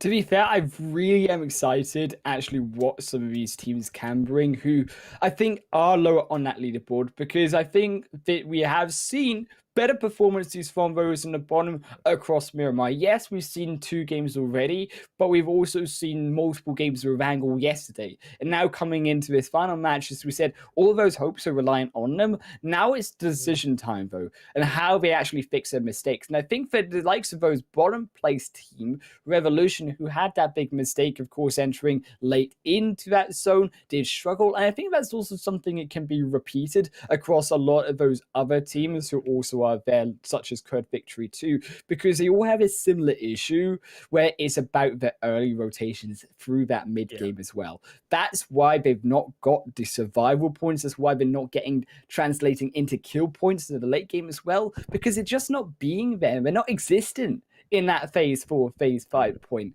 And if they can get there, you start to realize that even teams who we put down, like ABIAH coming into today, can still step up as well, just given that opportunity. Yeah, it's important for some of these teams to know how to execute a particular strategy. Like when you see someone tanking maybe Swift 2 and 3, basically like intentionally, you expect them to have the meds, like to at least have, I don't know, like 15 bandages, like to really top that up. Like when that is the macro decision when it comes to entering the zone in that particular moment, to say that is the way that we're trying to survive. You need HP to survive. So sometimes you see these teams like tanking for so long, but they've only got 5 bandages and that's it. Your mind just like there's some sort of trade-off usually, but you're not giving yourself any edge right here. Yeah, it's about being adaptive as well, because if you said yes about a backpack situation, if you're going to bring all of this utility in terms of nades, maybe swap some of those nades out for those first aid kits, for those bandages that you are seeing along the way, because you have to be adapted depending on the play style that you are playing in that game. You can't always be that aggressive team fighting team, and I think that's something that Revolution clearly realized coming out of that third match. Is we now head in to that 5th match overall to see if they can fix their mistakes, and also if everyone else can fix their mistakes as well. Danger zone for, of course, FalconsEsport, who aren't here, but they're praying. Well, not just them. We've got RICO Infinity team done with their run today. Real Tiger 9 did decently. Lusail Esports definitely somewhat escaped. I'd say not completely safe yet, but they can pray. They can pray, and there's still a chance. I doubt they'll be eliminated, but it is possible. It's possible. Agreed. And with this playing path, we'll go back to some areas where we basically had our zone like finish in that game 3, but this time around we'll allow some of these teams to go to Campo Militar and all these areas, and the Los Leones, La Bendita, those would be slightly harder to reach. So I think Los Leones is actually worth talking about, because we've got 3 teams around that area with maybe 1 or 2 close to La Bendita and Minas Generalis as well. So like when it comes to Los Leones, it takes a little bit of skill to like glide that far, and yes, those studying those data from the previous game will be very important when it comes to being the kings of this huge city. And also they're though not inside of that relegation, but very close to it. SUDOR and Road to Glory, both of these teams who I feel that are almost at that point. So not SUDOR. SUDOR are in the elimination zone. SCYTES in Road to Glory, apologies, who are in that danger zone still, because yes, they are playing here again, but they also only have, 1-2 points difference from being eliminated as well and being in that space, such as SUDOR in that bottom 4. So all of between these 6 teams, I think whoever performs, whoever steps up now, saves himself. But if you cannot step up under this pressure of making the Super Weekend or not, then you clearly not only don't deserve to be there, but questioning your also ability coming into that second week. Yes, you don't have the stress. Oh, well, hold on here, because Reva without a gun though, does get caught, but doesn't fall down. NASR Hassan maybe drives on her back, but I don't think they'll risk it. I think that potentially they don't really understand if Reva does have that gun or not, if they don't have potentially that angle. And also they do have to come back together to then revive themselves, or sorry, not revive themselves, but come together as a team to loot up themselves and then come back as that duo. I think this makes a lot more sense, and considering as well that Reva could have also just hitched a hike on that vehicle and that buggy too. And you know what, like we expect some action around here anyway, like a C shape, like all the way to maybe to south of Picado. Like after all, like the Los Leones is a little bit far. Like, so if teams still want to go there and be close to where they know, then they may end up like fighting for some vehicles, as we see. Actually, opening kill of the game goes over to Twisted Mind, and they will take this over the side of YaLLa Esports. So YaLLa Esports really fighting and trying to hold on to that top spot there against NASR, one at 99, the other at 95 points. And this time around, interesting action in Saint Martin. I love a little bit of a change, and this is really testing testing YaLLa right there. And Twisted Minds may just come back and haunt them again and again. YaLLa, they're already down a player, though, of course, as you said, that not confirmed into a kill. And now Twisted Minds, they have that advantage, but they are 2-2 split. So YaLLa, they have that overall man advantage when it comes to this building, but they do need to come a little bit closer together if that is to be the case. I also feel that Twisted Minds, because they now have that front line, they have that entrance onto the balcony, crucially, they can now give a little bit of a position, a little bit of a bridge to those other two players to also enter in. However, they do have to be respectful. But in that off angle, YaLLa, they could be there, and they could also find that position to strike. I think YaLLa is doing something extremely punishable. Either right here, it's hard. Like, you want to clear that roof, you can see, like, Twisted Minds are completely trying to control that western side. Like, two to make sure that's the case, and then one to play that roof, the other one to make sure the lower level is also covered. So, this is not an easy push. Like, I don't think YaLLa can do this extremely well. Like, it relies on Twisted Mind to play in a careless way that we haven't seen before in this tournament for them to, to actually get eliminated. Like 3v4, it will be an uphill battle. Like, after all, with this position now kind of in that center, like, teams can really come in onto these plateaus and surrounding area and see, look, there's a smoke there. We can maybe long range third party this.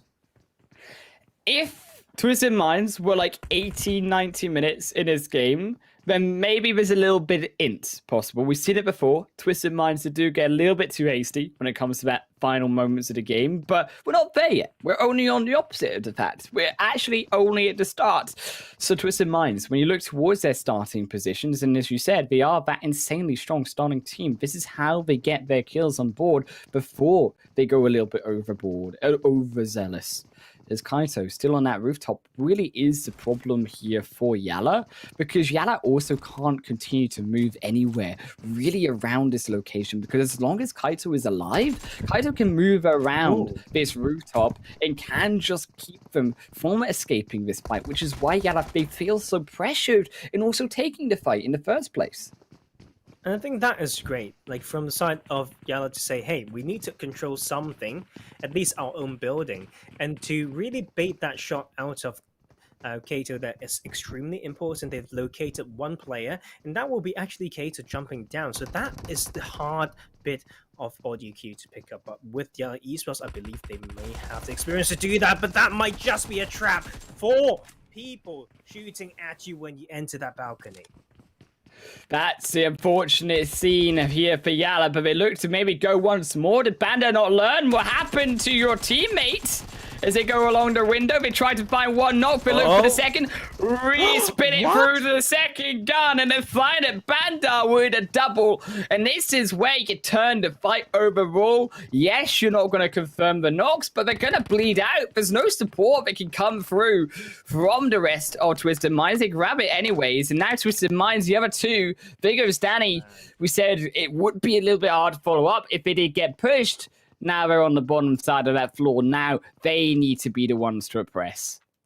Man, that action happened when the two Overwatch was crossing and entering to the same side. That otherwise YaLLa would be punished even harder. That was a little bit of an uncoordinated movement, turning this into a 2v2. That is mistakes coming from Twisted Minds. Something of the basics has slipped their heads in that particular moment, and this now can be either one game. Should have been a 3v1. That's what I'm saying, Tarzan. You move one at a time across to that new building. If you are going to push that, you take it slow. You take it cautious, because you're winning this fight overall. You just got a knock. And now we do find that revive. Destiny will get themselves back up. So surprise here that actually Twisted Face, they're allowed this to come through. And they do have now Yusuf trying to strike them down, but a revive is successful. Destiny will heal up, but straight away one already down. And now it's back to Vigors to find that support. Another revive will come through. A second attempt. Doors protecting and blocking the vision as well of YaLLa. A small extra little bit of blockade does provide some support. Dammy does need to get around that door, however. Is again, a third attempt at revive will not be successful. And once again, a second now knocked. Figures left to themselves. And now YaLLa, each way around, tried to sandwich away the final member. And Vigors takes a little bit of a step back, however. YaLLa still wanting to be patient, still searching out each room, will not continue to push too loud, but finally we find him. Vigors falls and Twisted Minds what looked like a very strong fight for them out. That is going to hit extremely hard. Like, if you play this game like I did, you know how bad it feels when you know you have the urge, when you have the adrenaline, you got those 2 early kills, and then you get 2v4'd. And that is YaLLa trying to say, get out of town, get out of where we drop. Don't come in here. This is our town. This is our place to stay. And they stay up top with those 4 kills, breaking that 100-point mark, but they've got more rotations to make. This seems like a little bit similar to what we had in that game 3. And that is going to be great. I think it's great because these teams they probably know that this looks similar, and they can once again say, hey, this time around, let's go here and not go there because this team went to this particular spot, this hard mark and all that stuff. So it's a very interesting circle. I think it's a great way to, should I say, stimulate the thinking from these teams to be creative at the same time using the memory from the very recent games. SCYTES as well, one of those squads, so clearly in their memory, Tarzan. They need to get up there because they are not there. Same with Rad as well, on the bubble, 30 points for them in 16th position. I just also want to see a little bit more of that aggression, but smart aggression coming through from them. Yes, we said survivability is also important. I think survivability, if you can get a position into that final 5, is possible, clearly, for them to do so. But I do also worry that actually, can that consistency be enough? Can we see that as something new from them? Because we've not seen that in the past. And I always feel like when we see these teams fall down, it always seems to be the same teams that fall down early on, every single game. Yeah, that's absolutely true. And this time around, though, like, we have Fate. I feel like we need to talk about them more because, like, they were one of those teams that had a pretty hard, like, early season, the last split. But they came in strong and stronger, and we suddenly start to associate them as, like, one of those in the top pack. And this is exciting, like, for these other teams. They might just be the next Fate Esports if they do it well.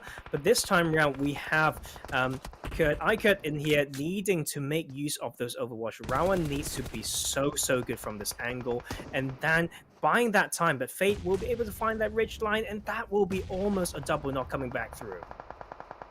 Gallagher now knocked as well. Fate take another Rowan is well dropped.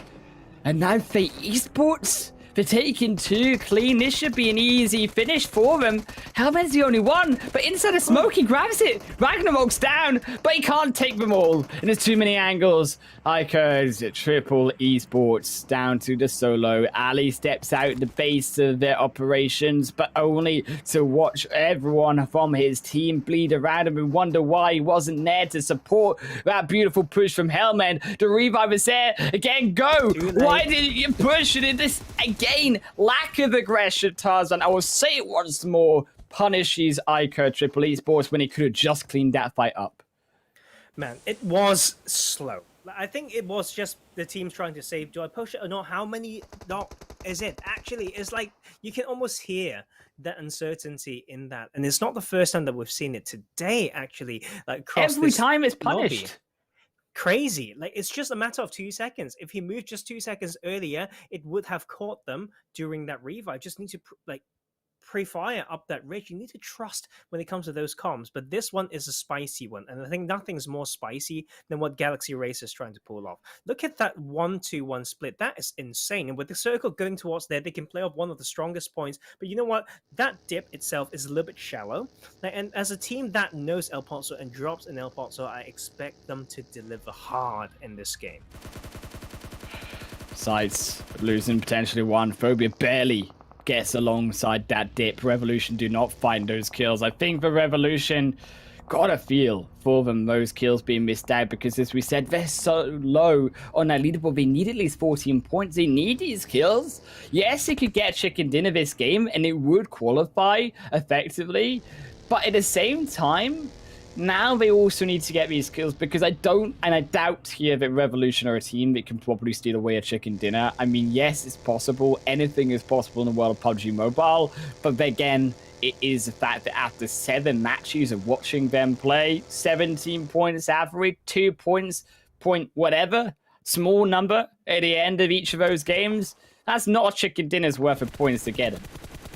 Yeah, I mean, like, this circle, once again, though, like, let's not forget about how punishing it can be. Like, it really testing their rotation styles, like always, and also just these neutral fights. Like, you won't really feel the presence of a team until they completely bait you in, maybe. So, like, this is where some of these fights and teams just get eliminated extremely quickly, and we know what teams can't suffer from that. Like, we've got like Revolution right at the bottom, we've got SCYTES, we've got KURD Squad, and then we have ABIAH actually trying to cause some damage, and they have been the team that we stop worrying about, like, and that is actually quite surprising to us. ABIAH, very step up again. Despite the fact they lose one, they take down a second, and now NASR from one of the top teams, Tarzan. ABIAH are making this count. They're making that revive happen. Miracle still, of course, is giving away that information. And Revolution from the back end of that fight, they're looking to try steal away these kills. This is exactly what Revolution needs. 2 broken teams to look to try take all the knocks, as Miracle will be confirmed. ABIAH will not let that one slip. But now Smoker stepping up. This is so crucial here for Revolution to win this fight.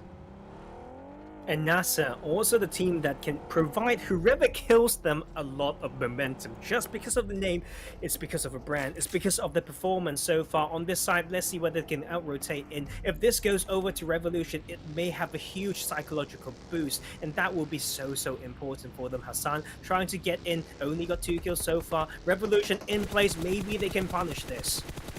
But they're too slow. They don't have the shots available to them. They're just trailing behind in NASR. They get away clean. Yes, the buggy will turn over. But again, only Hassan will give away the information. They've got a dip. Galaxy Racer is up on top, though, on that mountainside. Now, I heard that gasp. Is that zone change, Tarzan? It's a hard one. Is an extremely hard one. We're down to 30 seconds as well. And Galaxy Racer will, yes, they got the first shift towards the western side where they call home, and the second time will shift even further west, and now they need to really gather up that split. That was crazy. It makes a lot of sense when it comes to landscape for the huge 1-2-1 and Lord to really punish from there. And you can see they are still trying to just farm it. They made a crazy angle right here to farm everyone and transition this into great edge play. You can see Hassan can't really get even further, and Revolution once again will just need to go in for a blunt crash into Monte Nuevo. Raz also, of course, needing to step up, but they are still alive, and this is a crucial part about it, Tarzan. I think really here in this situation, though, all of these teams who needed to be aggressive, they're not stepping up. They're not getting these points. I think they're all trying to play for this placement points overall, but then it's not the play style of any of these teams, really, I would argue, to just hide away and wait for those placement points. And I think they're trying to change themselves in the event that, of course, they do need to survive. But on the other hand, I'm worried if they try to go too late into zone. I mean, look how far Rad are. They're not going to be able to. You think about one step over onto that mountaintop, Galaxy Racer probably just take them down. Yeah, Ram needs to really scout this, and you can see Dalap is trying to do that. If he comes in on that side, though, it's extremely interesting. Might be the battle of the bottom squad, like SUDOR. It's so sad to call them that, but they are on that northern side, and KURD Squad may have a position to play off to escape from all these madness. ABIAH will strike again. They are surprising us in this day too. And RTG, they needed the points, so they can't die here, Tires, and they die here. It is dangerous. They may just not make it. Already down to 2 players, Madlaw and Messi. They need some epic plays coming through, though, onto an ABIAH. They just feel like they are trampling every single team they walk up against in every single game. All 4 players, they step forward, and it's only 2 for RTG to defend. Man, this is extremely crazy. Like, there's so many teams still who are yet to get a point. We're talking about all the teams that need points. We talk about SUDOR and the side of Revolution. They haven't gotten into placement point range yet. Like, it's 8th to 12th place. They've got a lot more to do. They can't just play this style. Every point counts here, and that will be, like you mentioned, a huge opportunity missed out if they can't get into Super Weekend. We talk about money. We talk about making it into the finals. SUDOR now getting pressured by none other than Galaxy Racer. Galaxy Racer stepping forward for the fight again. They got put down on the edge of a ridge last time. They will not let that happen to them this time, though. They are the ones controlling the blue in SUDOR Esports. They are struggling to exit out of it. 2 knocks already to Galaxy Racer. They are inside. There is nowhere to run. And 3BD, it's all about healing for now. We gotta pray that he's got those med kits on him, because unfortunately, you really doubt they can survive. Rad as well, going to be eliminated, but in 16th position. This should be them also sent packing out of the Super Weekend. Man, like, unless the side of Galaxy Racer give him the chance to live, that will be about it. They got into that position so early. They've got a very clear road in front of them, and they didn't use it. Now they put themselves in the darkness into this PMPL Arabia Season 2. That is awful for this team. There's still a chance. Would there be any vehicles? Down to 5 bandages. He needs to make something count. At least he's got that 1 point for that placement. That might still be a very, very slim chance. But why is he shooting, Tarzan? When you're a solo player, you know you need to survive. You're on the edge of zone. Wait for that opportunity. Do not be so aggressive. But we still find 1 anyways. To my deficit, to my misjudgment, it's the rest of Galaxy Racer falling down, and Amodi's now a solo himself. The rest of now going to be Cryptics, going to defend against what will be that southeast portion of zone.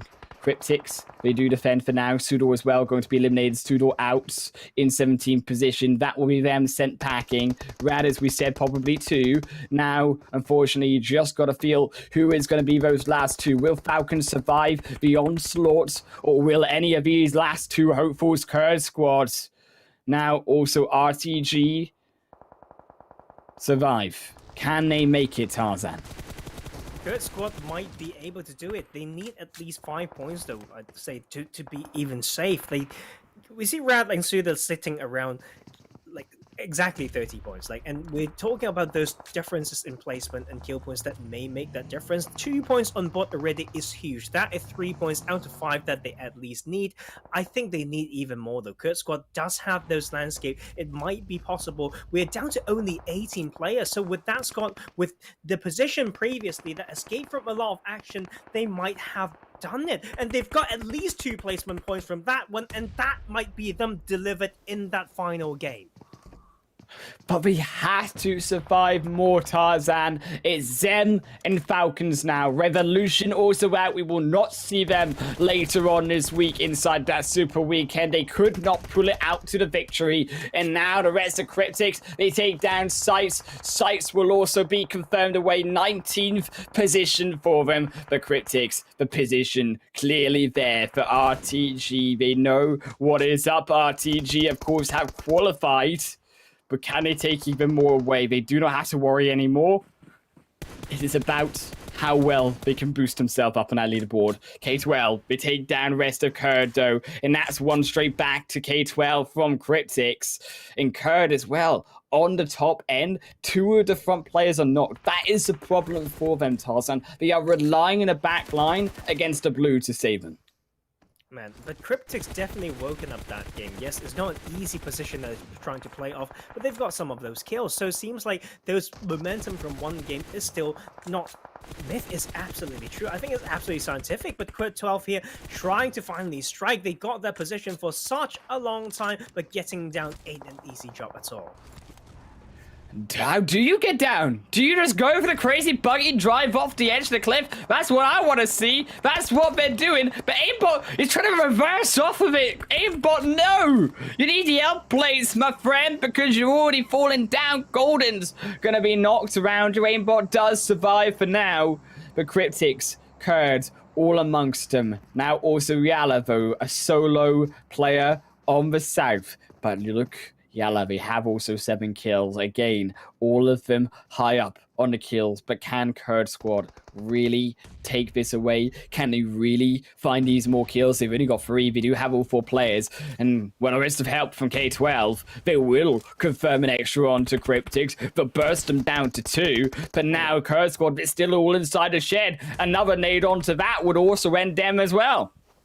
That's not going to be easy when they are so clumped up. That's the issue. But the escape path from there is actually extremely linear. They run off Richland extremely soon. But look at yourself. We talk about them losing 2 players early on, but they made it to top 4. Those duos have delivered like crazy. But KURD squad here, we talk about psychological effect in knowing that your competitors who want to fight for the same spot being eliminated early. Would that have momentum and psychological boost be enough to even boost the way all the way up to even getting a chicken dinner? That might be the case here. We never know when it comes to this game, but KURD squad's definitely playing like they're a little bit scared. Or sunk in there, and that is the deliver. Aimbot with the shot into the head.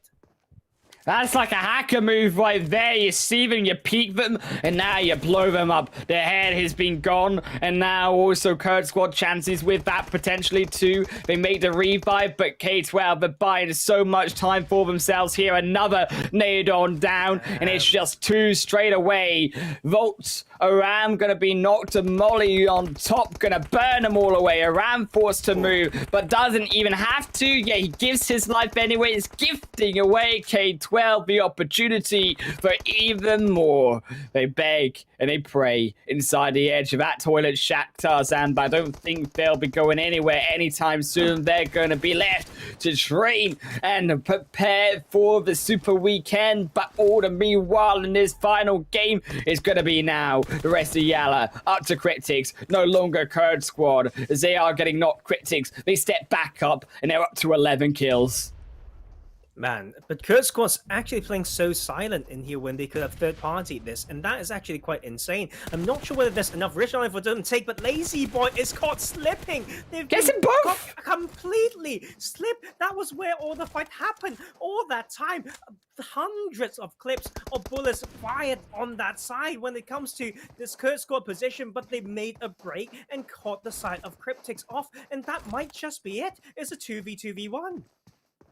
It's 2v2v1, but Yusuf for YaLLa. They're looking to make it a 2v1 situation. KURD 12 down in third, but can YaLLa strike true a second time? No, that one will go wide. KURD squad, they look like they were out. I said they're going to have to sit in the toilet, but no, they flushed everyone away in front of them. They flushed Cryptics down to another universe. Yusuf, though, is a solo player. Can he realistically take even more? He's took 3 already, but can he take 5? Can he outplay everyone else in the final zone? And Molly straight in front of his face pushes him back even further. YaLLa up to 9, KURD squad up to 6 kills, but it's all YaLLa. They're controlling the zone, they're controlling the push, and now KURD squad also they wait, but do they go further?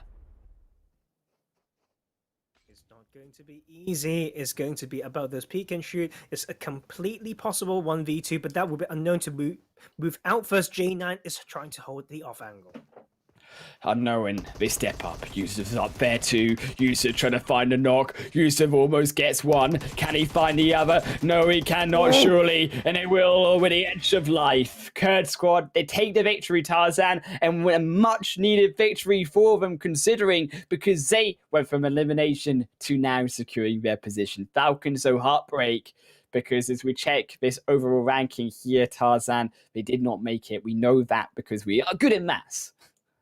Well, that was heartbreak for quite a lot of teams, but this time round, that was actually the other side of KURD squad. I didn't expect them yet. Definitely not like clean. Like I really need to say that, but God, they made it in. right? But YaLLa Esports taking the top. This is exactly what NASR did last season in the league play. And this time around, NASR can't catch up, but they still put up a very decent day. Probably, I'd say 47 points is what they got, if I remember correctly. 7-3 was what they got. And YaLLa this time, 15 points per game. And that last game, they were the first team to lose a single player, and they were so close to have the last player alive in that map. They almost got third chicken dinner. And when you think about that Super Weekend, chicken dinner, they mean points, they mean prizes. I'm not too sure here, of course. Well, Falcons, they do survive. Actually, surprisingly, Falcons, maybe the maths isn't so good here. 31 points, but who then is eliminated? Was it really that bad from the rest of these other 4 teams to fall before them? Well, we talk about that Group B, like not really showing up. We talked about RAD, we talked about SUDOR Esports, we talk about Revolution. That might be it. That might be them. But I think RTG is in the clear because the SCYTES, yes, they got out, got eliminated kind of around 6th, 7th place, but they did put in, some work, like if my memory serves me correctly. We'll need to find out on that next page. And man, that's going to hurt. I have a feeling it's possibly them. We've not seen them just yet. Yet there we are in 19th position. Rad, SUDOR Esports as well. 1 point, Tarzan, between both of them and Falcons. Had they just survived, that was all they needed to do. But they could not. They could not get those points. And as a result, Falcons, they progress, save their skins, save their beaks for now Thursday, Friday, Saturday.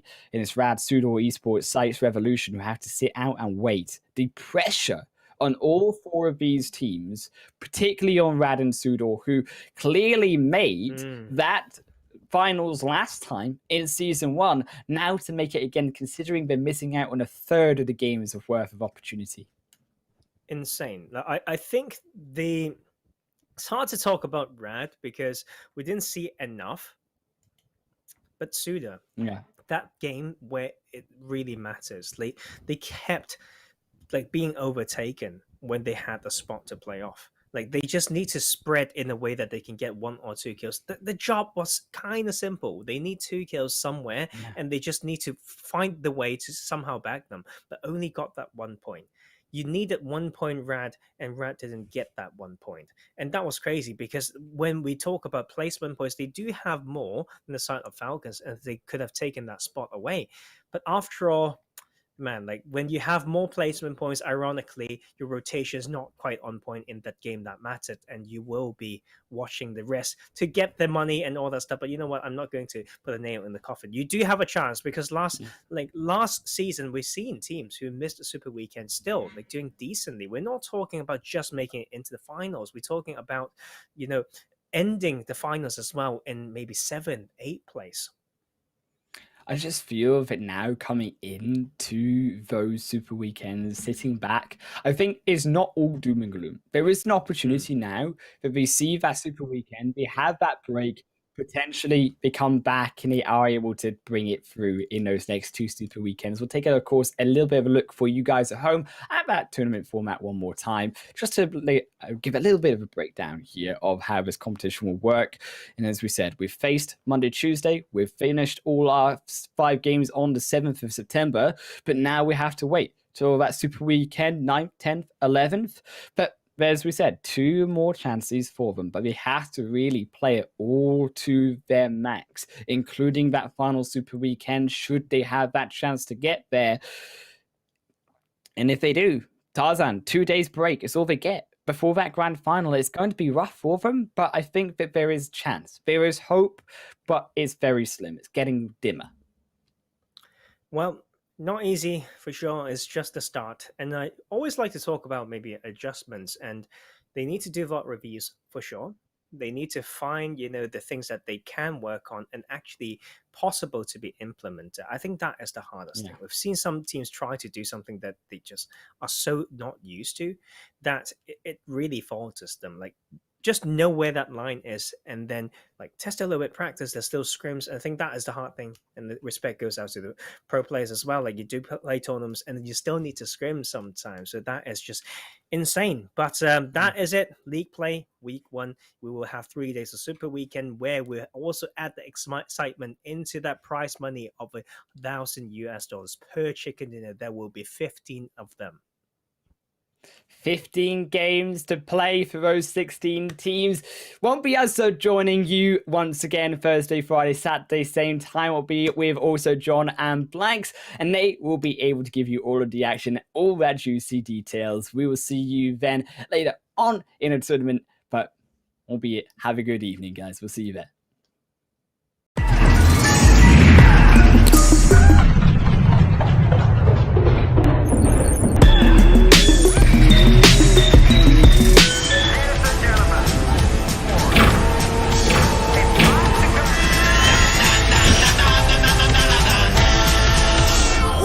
Mr. D. Like this.